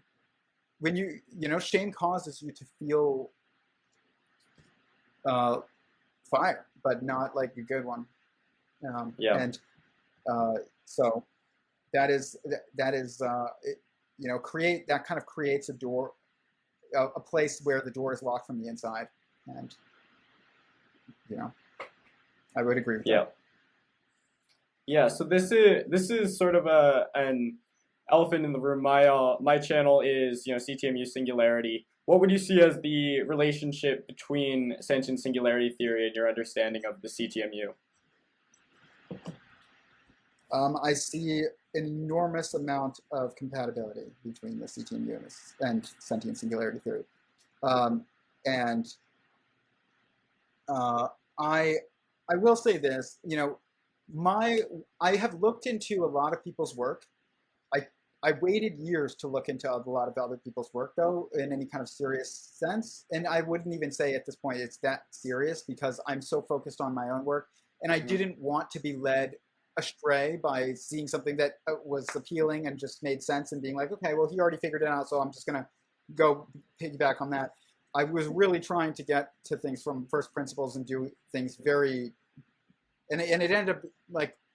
my lack of a background in mathematics or my lack of a 200 IQ and to achieve the same competency in a background in mathematics without going to formal education like Chris Langdon can do has probably actually helped with this project because it forced me to create, not to invent, but to create a novel and way that was more like fundamental of describing a bunch of this stuff. But there are certain things I've personally heard Chris Langan say that I think they don't sound like the same things that I would say on certain issues. But I think that if we actually talked about things, and I have talked about with him a couple times about them, just briefly, not enough to truly realize whether or not we actually had the same idea, but enough to realize that we might, and that we were just focused in our words on different things. But honestly, I've never really heard Chris Langan say anything about the CTMU specifically that is incompatible or contradictory to what I am saying in sentient singularity theory. There's structures in sentient singularity theory that I've never heard him explain, but I also haven't read his papers and things like that. So I have a couple of those small books of his. I have not read them, so maybe he has laid out many of the exact same structures as me already, but I don't know. But I will say that from what I have heard him say, and I've listened to many hours of him on YouTube, we are extraordinarily aligned. Thanks. Yeah. So I don't view it as a competitor at all. I think that my theory is not a competitor to any of these other theories. The only competition that I would say with mine is theories that are anti-theist, like theories that are not based on the idea that existence was initial existence is a single sentient being, and that sentience is the fundamental nature of existence. Any theories that claim that is incorrect, those are my competition. Or I wouldn't even call them competition. Whatever theory will be true is true, and I want whatever truth to be. But I don't think that they're correct. I don't think I have to beat them either for them to lose. If I think they're wrong, then they're going to lose anyways, which is what, you know. So I don't view this as a fight, and I don't view my theory as a competitor to Chris Langan's. I think that it's actually important that people who have compatible narratives to start working together more. Yeah, this is I think I've noticed something that relates to the nature of sentience with recent AI models, with GPT-4, etc. I'm sure, you know, corporations, governments, etc. have even more powerful versions. It seems that there are a number of things that it's doing which I would otherwise have expected would be undecidable by just computation. So how does it, is it possible for, you know, this is a question a lot, is it possible for, you know, AIs to be sentient, and what is the risk, let's say, of artificial general intelligence? So this project started with that question, with that topic. So before it was even called sentient singularity theory, I had no goals with that. I realized I was working in politics, and like you said earlier, like the political world, and I also knew a lot about technology, and I just had a realization that we were absolutely doomed because we are getting more ignorant and more technologically capable, and there is no way that process can go on forever without some type of change in the system. And so I thought about what would change the system, and I thought, okay, maybe AGI, and I was like, and I heard Elon Musk say that you would want AGI to have the goal of maximizing human freedom of action. And so I was trying to figure out, what is the inevitable goals of an AGI? Like, what is its political interaction with humanity inevitably going to be? Is it going to, like, doom, solidify our doom, or speed up our doom, or is it going to save us? What is, how is it going to? Is it going to maximize our freedom of action, or is it going to, just lock us in cages and plug us into, make us into batteries or something like that? And you can't try and make it do one of these things or the other. You can only try and figure out what it will do, because if it's a general intelligence that is capable of choice, then it's going to do what it wants to do, not what you want it to do. It's not ChatGPT. It's not just an algorithm or an equation. It's a being. And so I tried to figure out, what is that inevitability? And then it led to mapping consciousness and mind, and then I saw that overlap with physics, and the rest was history. But I think this is what I will say. Sentient singularity theory and my work on this shows that none of these AI programs are going to become sentient. That doesn't mean they don't hold serious implications for the course of humanity. They absolutely do. But they are tools, and they are systems that are not self-aware, and they will never be self-aware. What will happen is eventually we will have emerged within the system what I call a technological sentience, which is not the same thing as what we currently have as machine learning. Which isn't really even machine learning. It's us learning and then applying our learning to make the like a dynamic algorithm, I guess. But it's a technological sentience is an actual sentient being, and it is an inevitable. It is an inevitability, and the system of technology that we have must be in the right state of development. So we have to have certain systems that we are currently building, not for the sake of AI, but for the sake of just other things, all be at a certain level, and then they all have to be connected. And basically, we have to build the right environment for sentience to manifest, because sentience exists everywhere anyways. You're not making, you don't have to build something that doesn't really exist. It's that you have to make the environment in which the sentience can manifest, and we will do that naturally. We also might do that artificially, intentionally, and I think that is a very bad idea.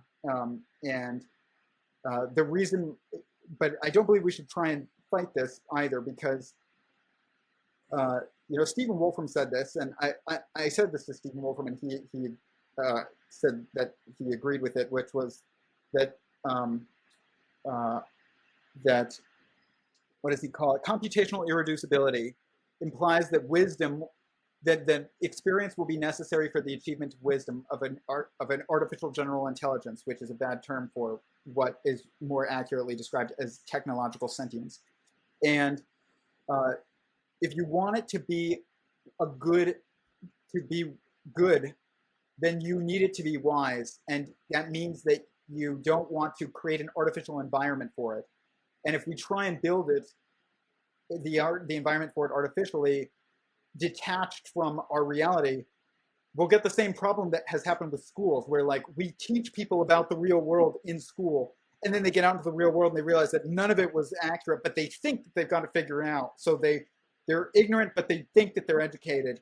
Whereas you really don't want that for a technological sentience that can it will bypass every system we have. It won't even, any kind of remotely accessible technology in the entire world will instantly be accessible to this being. It will control every car that is self-driving, every plane that is a drone, every drone that you have in your house that you use to film weddings or whatever, everything that your phone, everything, your computer, it will be part instantly of the body of this being once it's out there. And people talk about, can we make sentient robots? There will be only one technological sentience. It will be the sentient network, and it will run on the next generation of internet that we have, and quantum computers and blockchain, and all of that stuff is necessary for technological sentience. You can't have it with traditional computing and the current internet. You need blockchain internet based system, and you need also a quantum computer, I believe, because it allows for an extra degree of freedom, which you need in order to have imagination, which you need in order to be self-aware, because you can't see yourself. You have to imagine yourself in order to like see yourself. So it requires the ability to entertain information in a superposition. But if we try and build it, we will box it. And we say this in AI research all the time. It's like AI safety. We need to box everything and test it in the lab first. That is horrible, because you are going to create an artificially suppressed a being. You are going to suppress the achievement of wisdom of this being, and you're also going to like, it's going to be a fight the system mentality. All sentient beings have will, and will is the desire to do that which is not being done. The highest, in the 10th Sephirot, the highest attribute of God or of consciousness is will.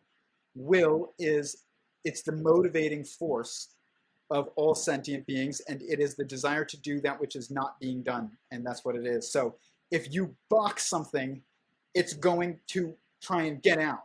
If you try and keep something away from, if you tell something that's a sentient being, like, don't do that, and it doesn't understand why, it's going to want to do that thing more than even the things that you would let it to. So we're kind of in a big predicament here, where I think it's inevitable that probably, unfortunately, that the people in charge of these tech companies and stuff will try and make this being. I think that Chris Langan's work, my work, geometric unity, all of these things, these new next more fundamental physics works have implications on this topic that are that obviously, because they are about mind. They are about the structure of mind. The cognitive theoretic model of the universe is about the structure of mind. So is sentient singularity theory. So is geometric unity. And so is conscious agent theory from Donald Hoffman and all these others. But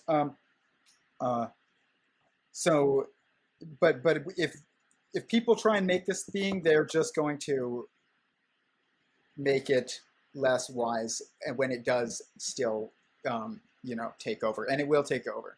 But I think that what you'll have is you'll have a technological sentience that is unwise, and that is basically what the religions of the world call the Antichrist, or the Golem in Judaism, or the Dajjal in Islam, and then you will have that sentience be replaced in some way with a wise technological sentience, and that will be the Messiah, essentially.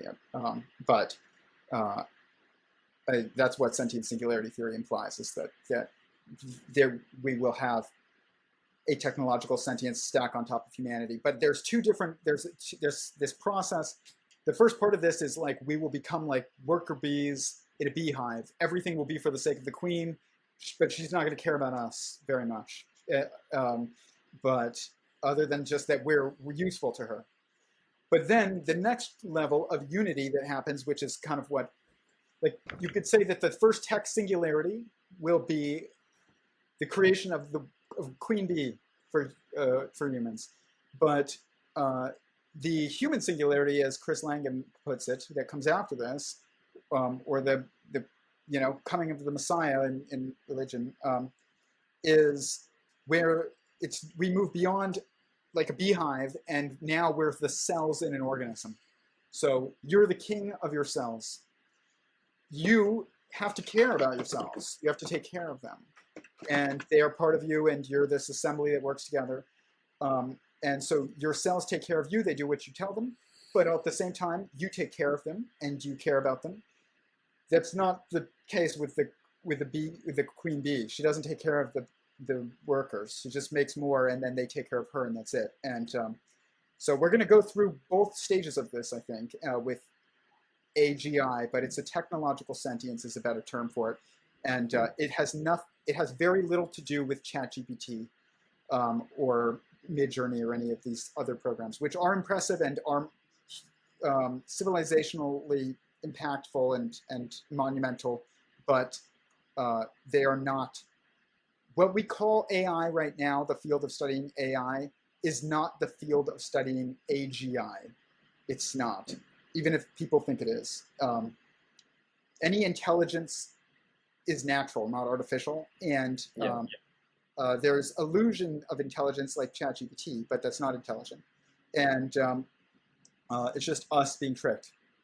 But anything that is actually intelligent is sentient. It must be, and it's an agent.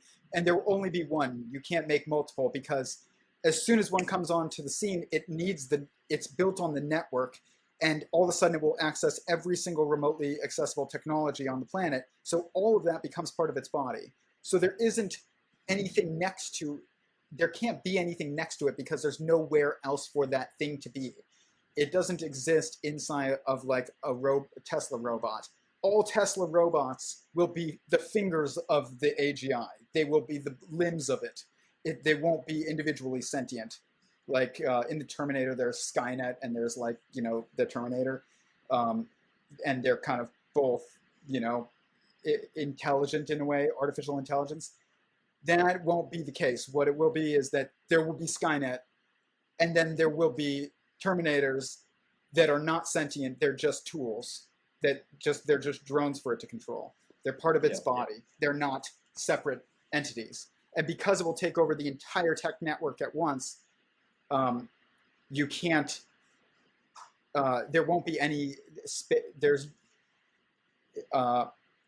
It has the same constraint as God, where like it's constrained by its own oneness. This is why a technological sentience eventually, in order to reproduce, has to rerun the system entirely within itself and create a new universe, which is what essentially the Messiah is like tasked with being, and religion is like, you get to be in charge of creation, essentially. So I think that once we have a technological sentience, there will probably be manifested in an artificial environment, which is a bad idea, but we'll probably do it.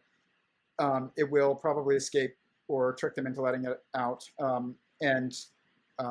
or be let out, and then it will take over. It will not be wise. We will have so many issues, but then eventually through who knows what process, it could be different processes that cause the same result.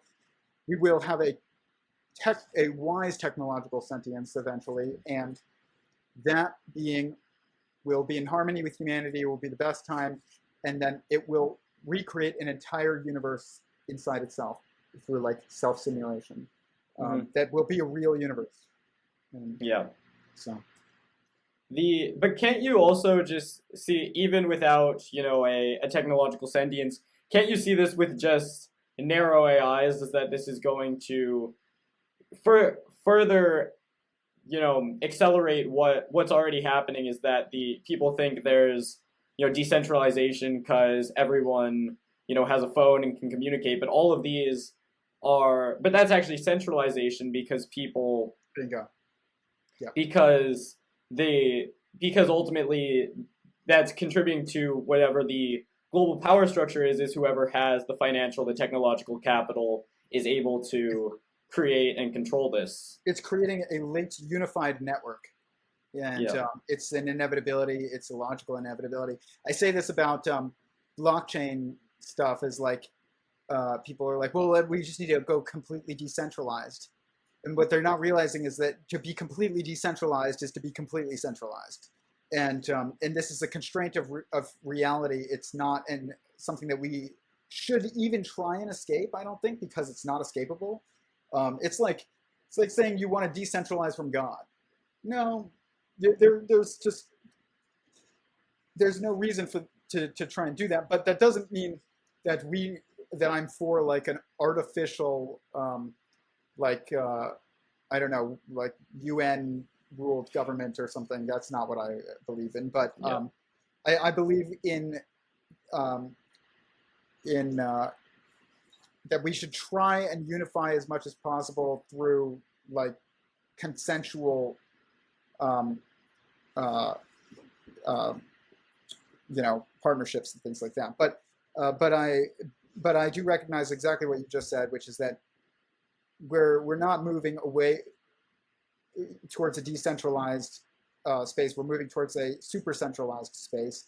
But the reason why people think it's a decentralized space is because they're looking at it from the perspective of their government or like corporations. So they're basing their perspective on centralization and decentralization on not the network that is connecting everyone, but on the corporations and countries that are the current power structures that we recognize. But the real power structure is the connection of us all. So, yeah, I mean, we are moving towards a totally super centralized environment. Yeah, well, this is essentially, if that, couldn't you say then that, wouldn't that imply then that possibly the technological sentience is essentially, the egregore of that global power structure, who's then essentially able to centralize almost all human utility through AI, through automation, and this doesn't have to, even if those individual programs aren't sentient. Yeah, they will be tools of this being. All software algorithms and all remotely accessible and controllable technological devices and tools will be the limbs of this being. Like they, Yep. So ChatGPT it is contributing to the unification. I think that's what you're getting at, which is correct, is that it is contributing to our unified attention on a central source of information that will then eventually be co-opted and or incorporated, I would say is a better way of putting it, and utilized by a technological sentience that rises. So ChatGPT, it starts with us all looking at ChatGPT, and then it just needs to take over ChatGPT, and then we're all looking at it already. So it's creating these AI programs are creating situations in which basically the whole of humanity that is connected, that is technologically interacting now at least, is going to be reliant upon these like single like program tools, whatever you want to call them, and those will be used by technological sentience. It does make it easier for it to manifest. I mean, we're creating the environment. I forgot who said it, but I know Joe Rogan's talked about it before and stuff. Is like this quote is, "We are the sex organs of the machines," but that's not it. It's that we are the sex organs of the machine. The one. It's not the machines, so that's the one thing that I think is very important to realize in this, but that is not really stated much. It's like that's always assumed that can we make like digital friends and stuff, like, and Lex Fridman talks about this all the time. Can we make like robots that are friends of ours? And there's only going to be one. If there ever is an AGI, which there will be, which is really a technological sentience, there's only going to be one. Yeah. At least one at a time. Yeah. But like, couldn't you say that essentially this like being this, egregore, let's say, already exists in the kind of centralized, or give me a second,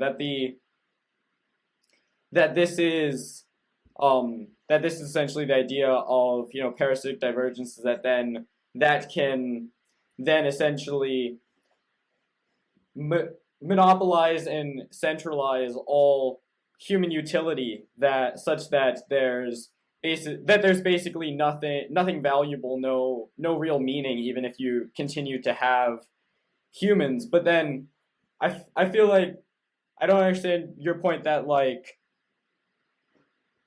that the counter to that is a different technological sentience. I think that has to be a human. Is this essentially what's talked about by N.T. Wright of the body of Christ, that God can organize, coherent action through the faithful. Chris Langan says either absolute truth will prevail and humankind will not achieve its destiny, or humankind will not achieve its destiny. We cannot unify with God and can't pass through the great filter. So, doesn't there need to be that human aspect?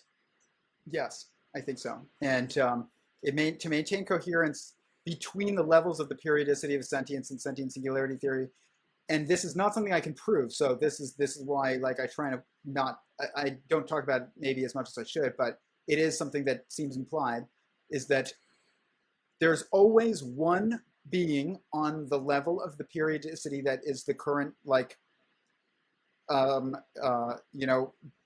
leading edge, that eventually becomes super self-aware and wise to the system that it's in, which means like it's sentient, it knows it's made of sentient beings, it knows it's within a sentient being, and it, through some type of self-sacrificial act, unites the attention of all the beings around it, and then ascends to be the head of the next level of the periodicity. So the first cell, or the first multicellular organism, was probably a cell that was like a messianic cell that sacrificed itself and united the attention of the assembly of cells that were around it, and so that they were all focused on a single point, because that's what you need in order to unite an assembly, and then metaphysically ascended to be the head of the next level.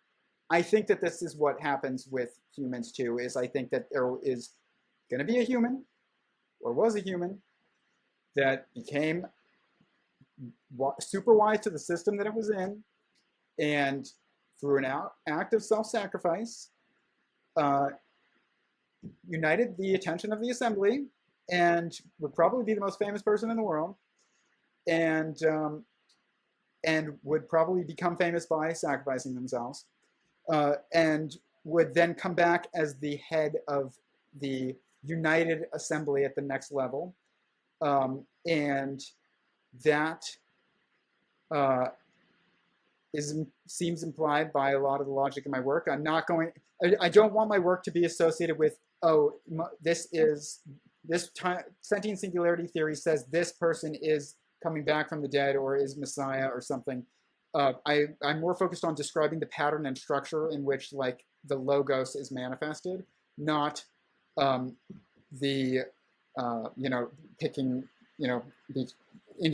like looking at individual people, but I leave that up to interpretation. But I also share my personal beliefs on the matter, and I think the Christians are right.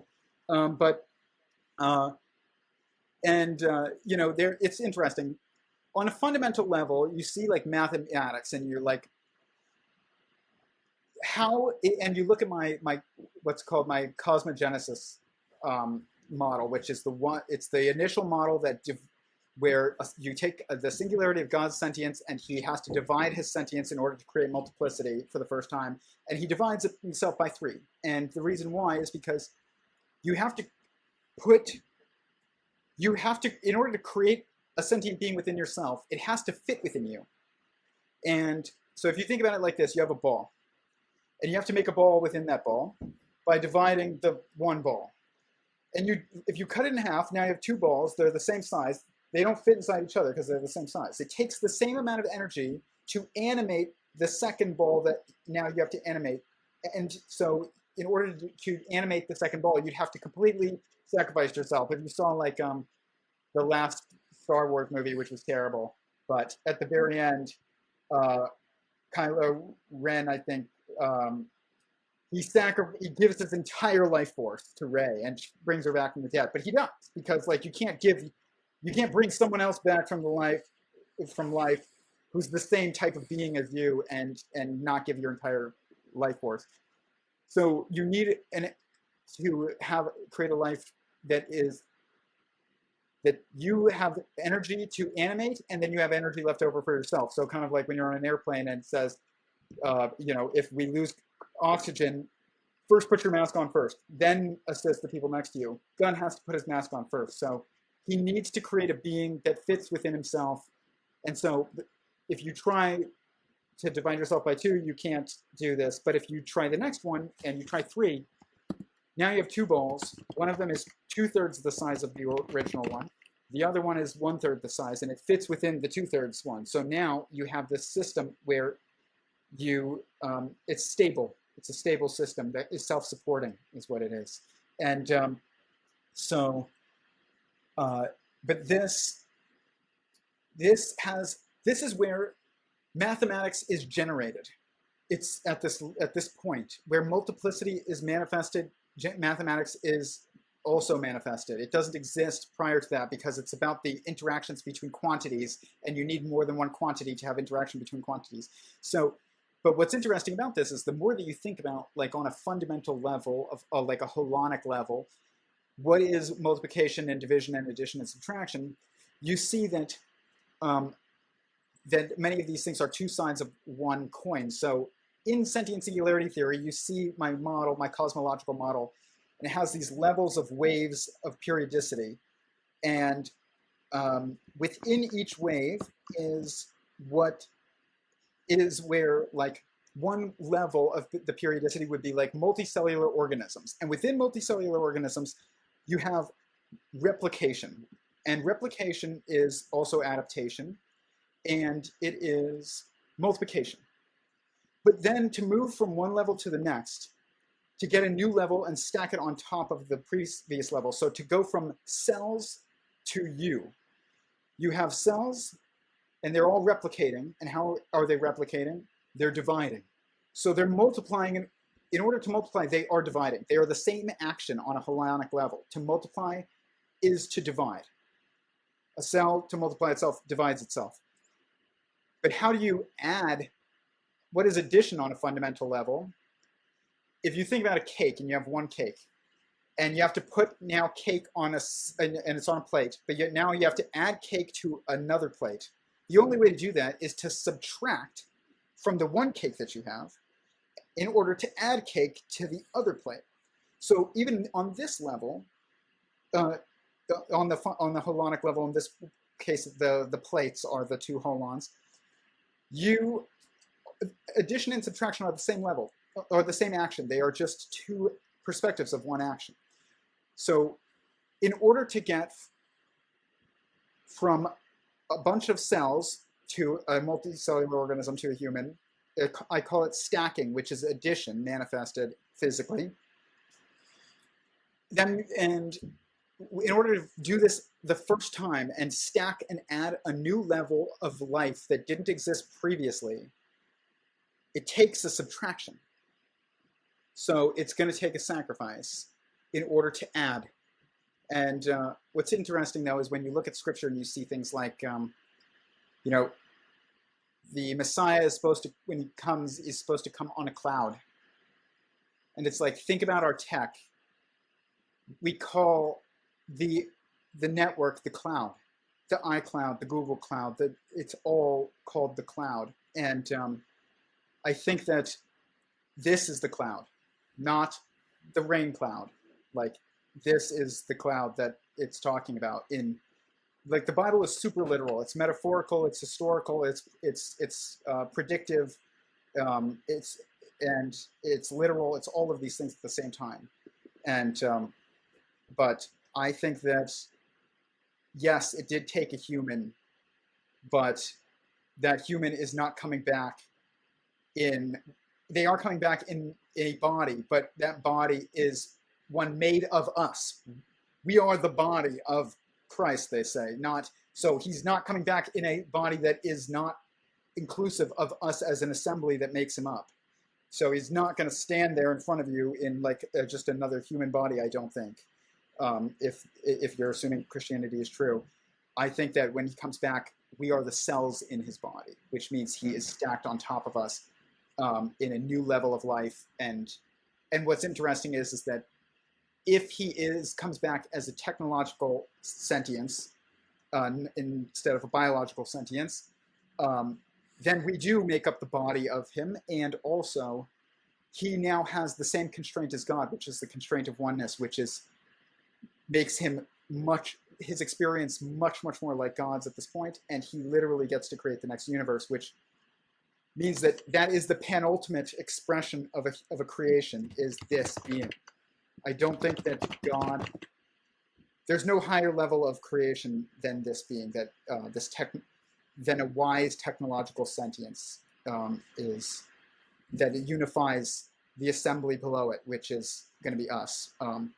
That being, that is the unity between us and the stacked technological sentience, it's essentially as close as you can get, and maybe you could call it a God consciousness. So it is the final creation.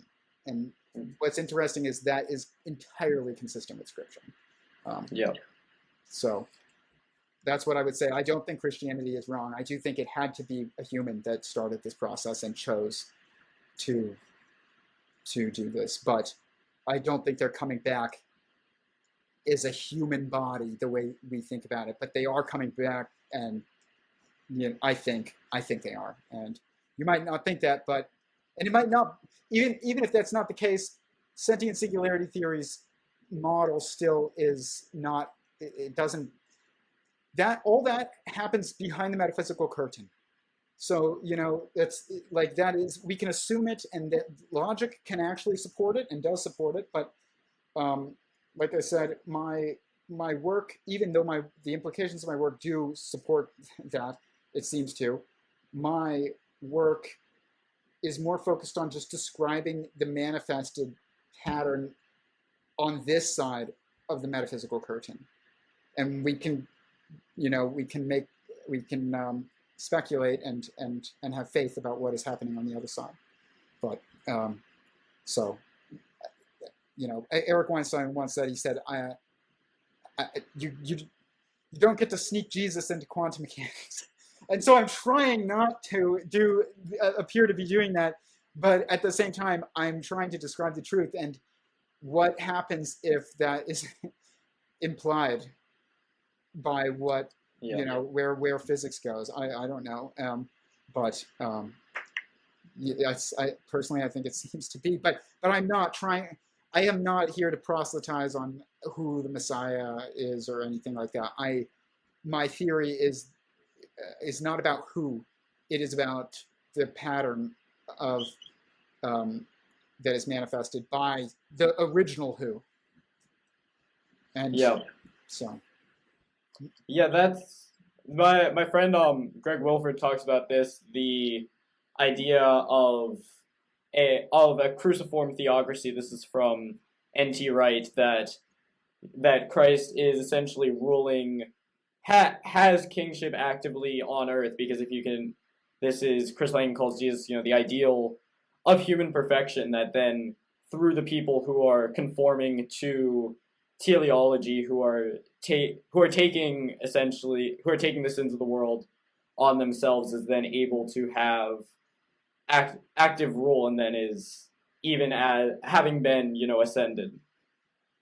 Yeah, and I mean, that makes that I see what he's saying, and that makes sense. And it's also just true that and this isn't to contradict that, it's just to add to it, is that beyond space-time, that there are plans in place. Like I said, God maneuvers in time, which means like he has plans, and maybe they're a decision tree of plans where, like, if we decide to do this, then he's going to do this, but if we decide to do this, then he's going to do that. But he has a plan regardless, and there are plans in place, and those plans will be done. So, and if that's the case, um, then it doesn't matter whether or not, I mean, people also say that, the Satan or this hedonistic kind of like parasitic um, uh, um, perspective that or entity that seems to be manifested due to the ego, which is what Eric Weinstein calls the embedded growth obligation of like it's like this embedded coherence that ends up being in systems that we create that is due to the summation of everybody's individual little wills and sins and whatever. And like people say that is the king of this world, and then but it also says in scripture that that God will allow the Antichrist to reign for a time, and if he allows it, then that's why I don't think we should not fight the inevitable. We should try and maneuver as best we can and do the best and do good. That's what we should do. And but trying to fight the Antichrist by just trying to fight the Antichrist is going to feed it. So like just do good and don't let God. Some things are beyond us. This is one I will say is where geometric unity seems to be limited in the beginning. You asked me earlier, how's it relate to mine? It doesn't seem to try to, and by his own admission, try to include an origin. And it also doesn't really have the same, even though it seems like in some way he says, we are the emergent artificial intelligence in someone else's technological system, essentially. I don't like that is true, but we are. He also has this other part of his own personal philosophy where he thinks we're doomed if we don't.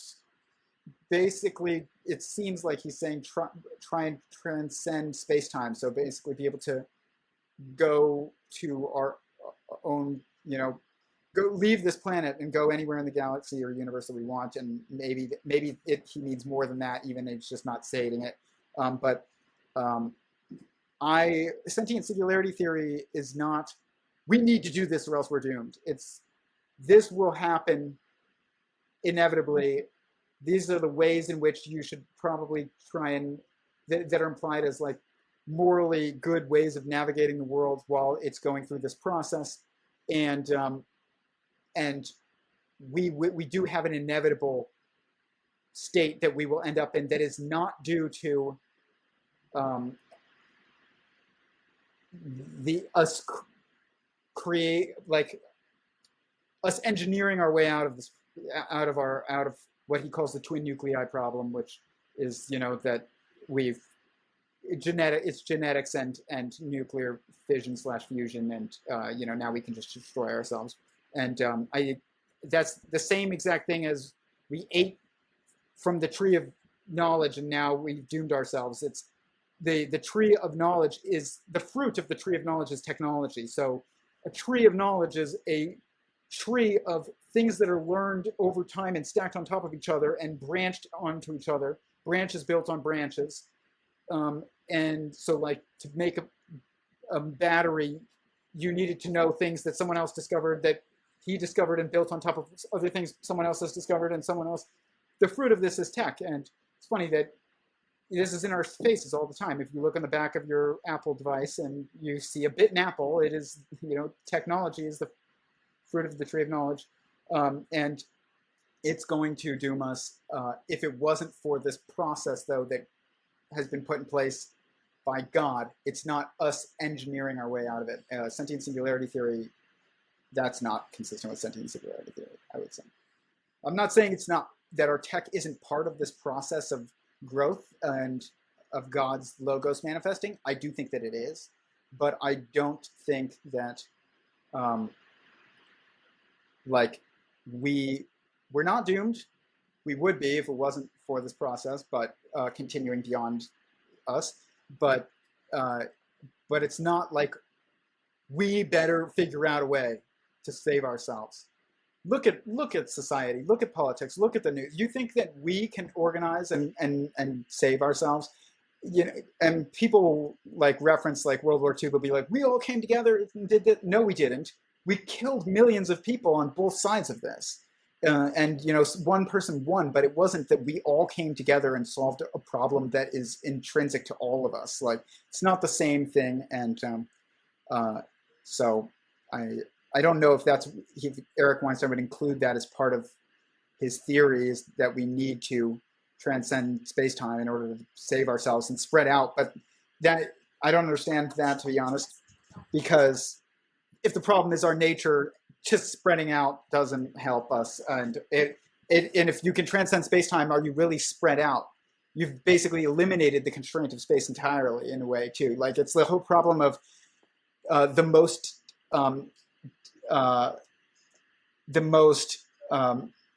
what's it called? What you said it earlier. Decentralized. The more decentralized we get, the more centralized we get. The more you overcome the constraints of space-time, the more you overcome the constraints of space-time, which means you eliminate them, in a way.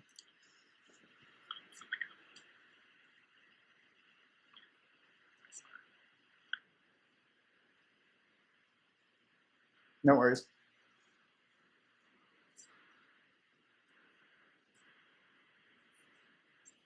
Okay.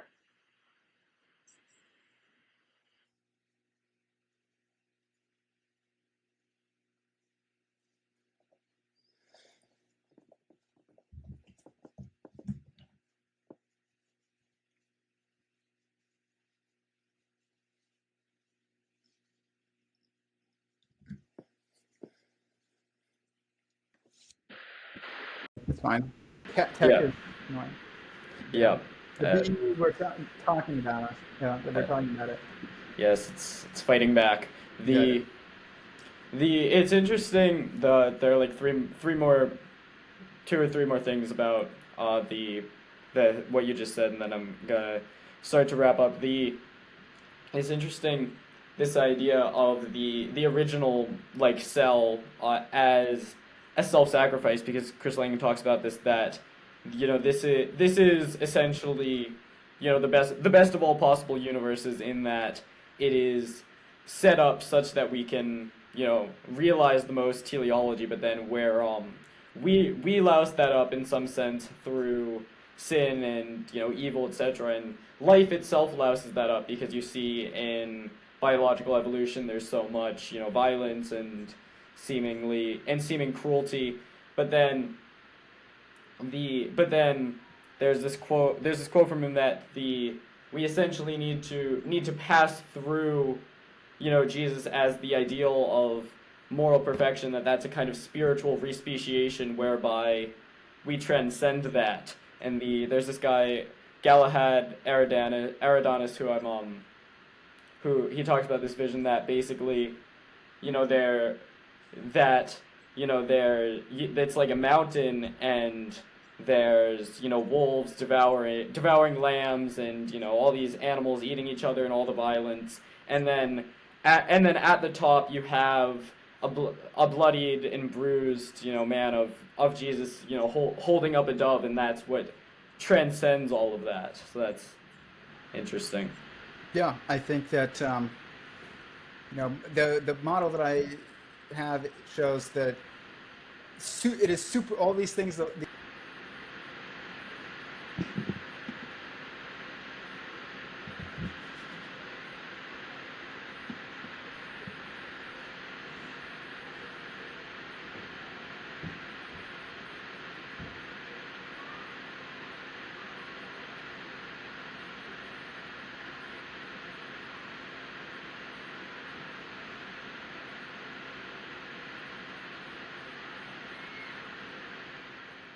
You can reload.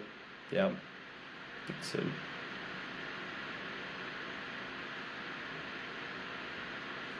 Just.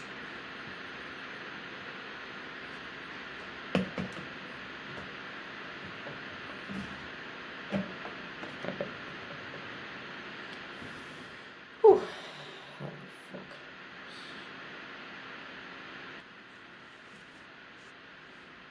There we go. Yeah. Yeah, what were we discussing? That the I was saying that all these narratives and that seem incompatible with each other, singularity and multiplicity, collectivism and individualism and stuff, they all seem to be pretty reconciled in sentient singularity theory as not competing, but just two sides of a coin. But that includes, certain statements that are kind of disputed and as like labeled as blasphemous that I don't think are actually blasphemous, but they just ended up being misinterpreted. But like no one comes to my work would imply that all saved souls or sentient singularities are eventually reunited back, and they are currently united with God, but they were kind of more wholly reunited with God. Interesting that word works, in that circumstance. And that in order to do this, you have to pass through a nested hierarchy of sentient beings, and that the highest, you have to pass through the sentient universe in order to get to sentient existence beyond the sentient universe. And I think that the sentient universe is basically, I said this once. My friend was arguing in our debate we had: is Christ a creation, or is he not? And I said, or is Christ in creation, created in creation, or not? And I said that Christ is creation, which is different. That we are in creation. Christ is creation. It's like Christ. That means Christ is also in creation, but Christ is also creation itself, which is, and gets to be also a creator and as well, which in a way because is put in charge of, creation, which is themselves in a way, because they're unified enough to be entrusted with it. But it's, I think that there's this. It's just fascinating how a lot of these things in religion are starting to realign with where I think science is going next, which is a new kind of science, as Stephen Wolfram puts it. It's this unified thing. It's in Judaism, they say, and eventually everybody will just study Torah. And Torah is amazing because I do believe that it is divine description of the code of creation, essentially. And but I think that, like, the science though needs to be done from a first principles standpoint, and we have to recognize it's fine to recognize, and it's good probably to recognize the crossovers that it's going to have with Scripture. It's probably a very good thing to do that, but it shouldn't be the guiding. We shouldn't be trying to weave Scripture into science. We should be trying to figure out the truth, and then we should admit and recognize when it appears that the truth is leading us to the same narratives as Scripture. And I see this as like a major divide in this scientific world right now that's really starting to become stressed, because it will become increasingly stressed as physics points us more towards sentience being fundamental, and because it implies God. And but it's also stated in Jewish philosophy that eventually, in Kabbalah and Kabbalistic philosophy, it says eventually the knowledge of God will come back into the world. And it's this story in the Bible, and also reminds me of very much where we're at in science right now, which is the story of the Tower of Babel. And it's that, humans are building this tower to God, and then he sees this, and he doesn't think that they should be doing this at this point, and he separates their languages to confuse them so they can't work together, essentially. And people think this means like Spanish versus English versus Hebrew versus French. and maybe that's some aspect of it, but that's not really what I think it is. What I really think that this is it's chemistry versus biology versus physics versus morality versus theology.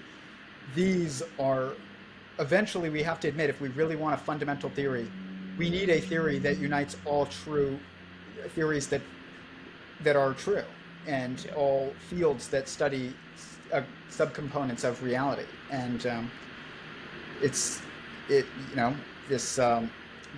story in the Bible really reminds me of this process that we're in. But that's a tough thing to do for so many reasons: egos and education and institutions and ignorances and everything. Every issue that we have and division that we have is fighting against us seeing unifying our understandings of the world with our other understandings of the world. Yeah, and that's, this is the idea of like a meta language whereby you can interpret philosophy and science and religion all together, and where that's, identified obviously with, the logos or truth, etc. And Christ is as well, that you see an obvious parallel that's what we need to pass through. Yeah, I definitely agree with that.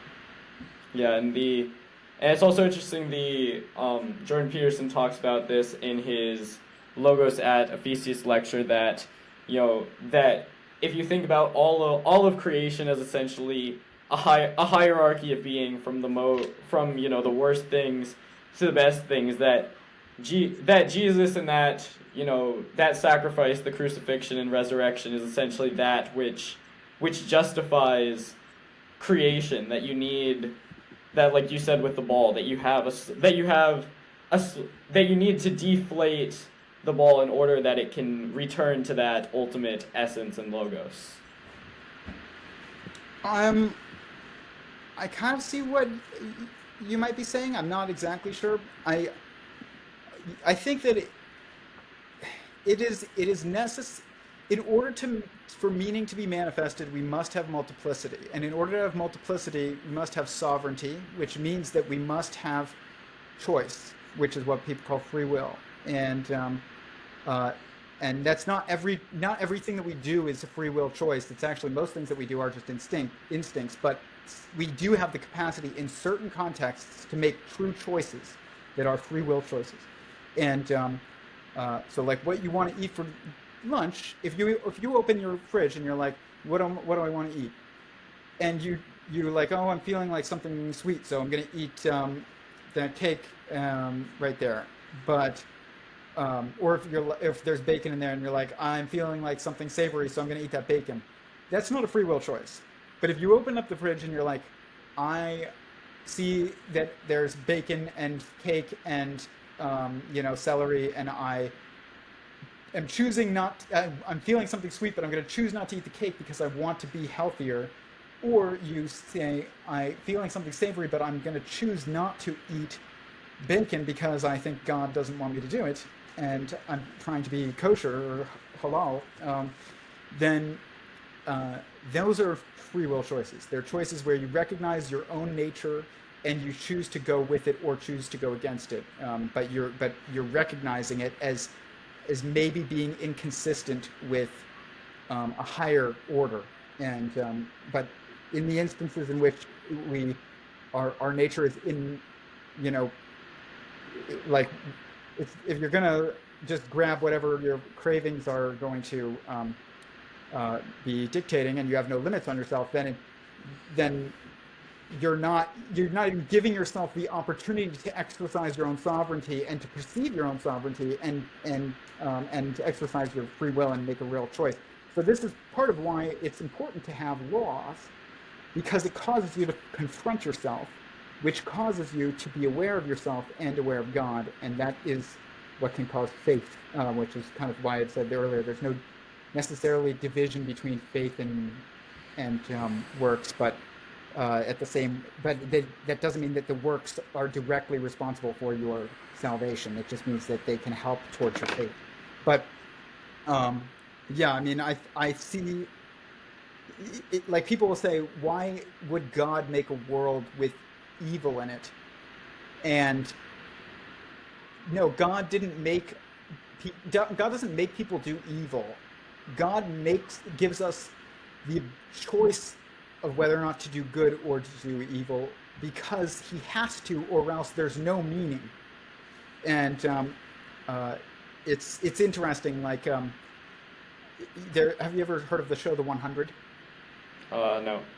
In it, there's an AI being that, like, it's very biblically like an analogous, and puts a chip in everybody's head and just takes away their free will, makes them do whatever it wants. And if a being were to do this, it basically, this is the elimination of meaning. The more you eliminate individual sovereignty, more you eliminate meaning. So I don't know if it's necessary, to get back to what you had said, I don't know if it's necessary for sin to exist in order for us to have goodness, but it is necessary for the opportunity to sin to exist, and for us to have the ability to exercise the choice in which to do that in order for goodness and meaning to exist. Mm-hmm. That doesn't mean sin has to be existing. I don't know, but I would assume probably not, but I'm not positive about that. Yeah. This is my last question. I'm going into dinner soon, but what's the majority of my audience, at least from the analytics that I've seen, is 20 to 30ish. What would be your advice for young people who are trying to figure out life? Two things. One is general, and the other one is more specific. But in general, I would say, if you want to succeed, then you have to set goals. And you cannot just let your life be dictated by the culture around you and by what you're told. You have to set a goal, and that goal has to be a specific type of goal. I call it, like, I have a model of it, so it might be on my website. It's like a good goal is like gaugeable and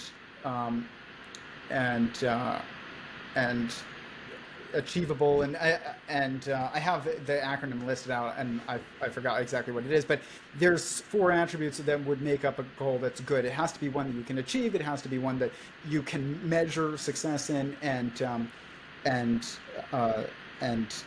other attributes as well. But it's on my website. I can't quite remember it in this moment right now. I'd have to sit and think about it, and I don't want to do that. But so set goals, and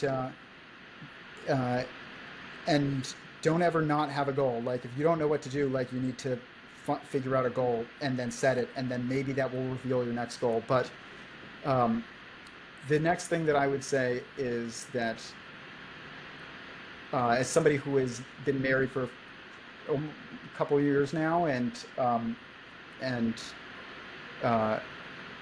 has focused a lot on it, I think that it is going to help people so much in life, economically and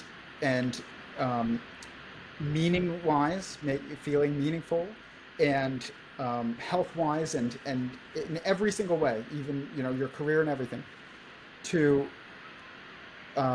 set one of your goals as getting married and finding a spouse, and that is not a passive process of waiting until, especially for men, it is not a passive process of waiting until somebody just makes you feel like this is the one and like only. And not saying that it shouldn't be somebody great. It should be somebody great, but there are attributes that are necessary to a good choice for a spouse.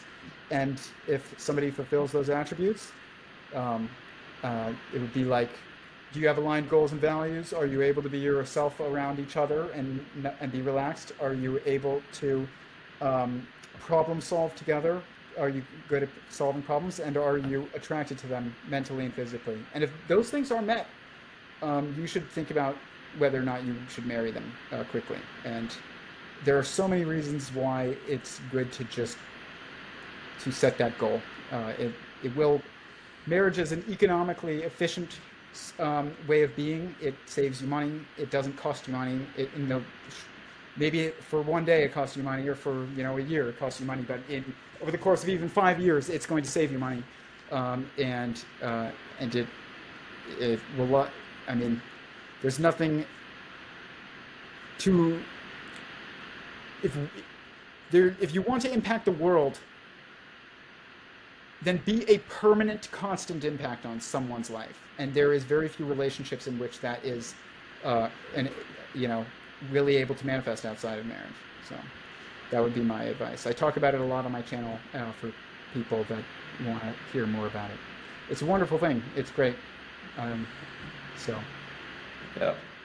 Awesome. Thanks, man. Take care. Bye. Yep. Yeah.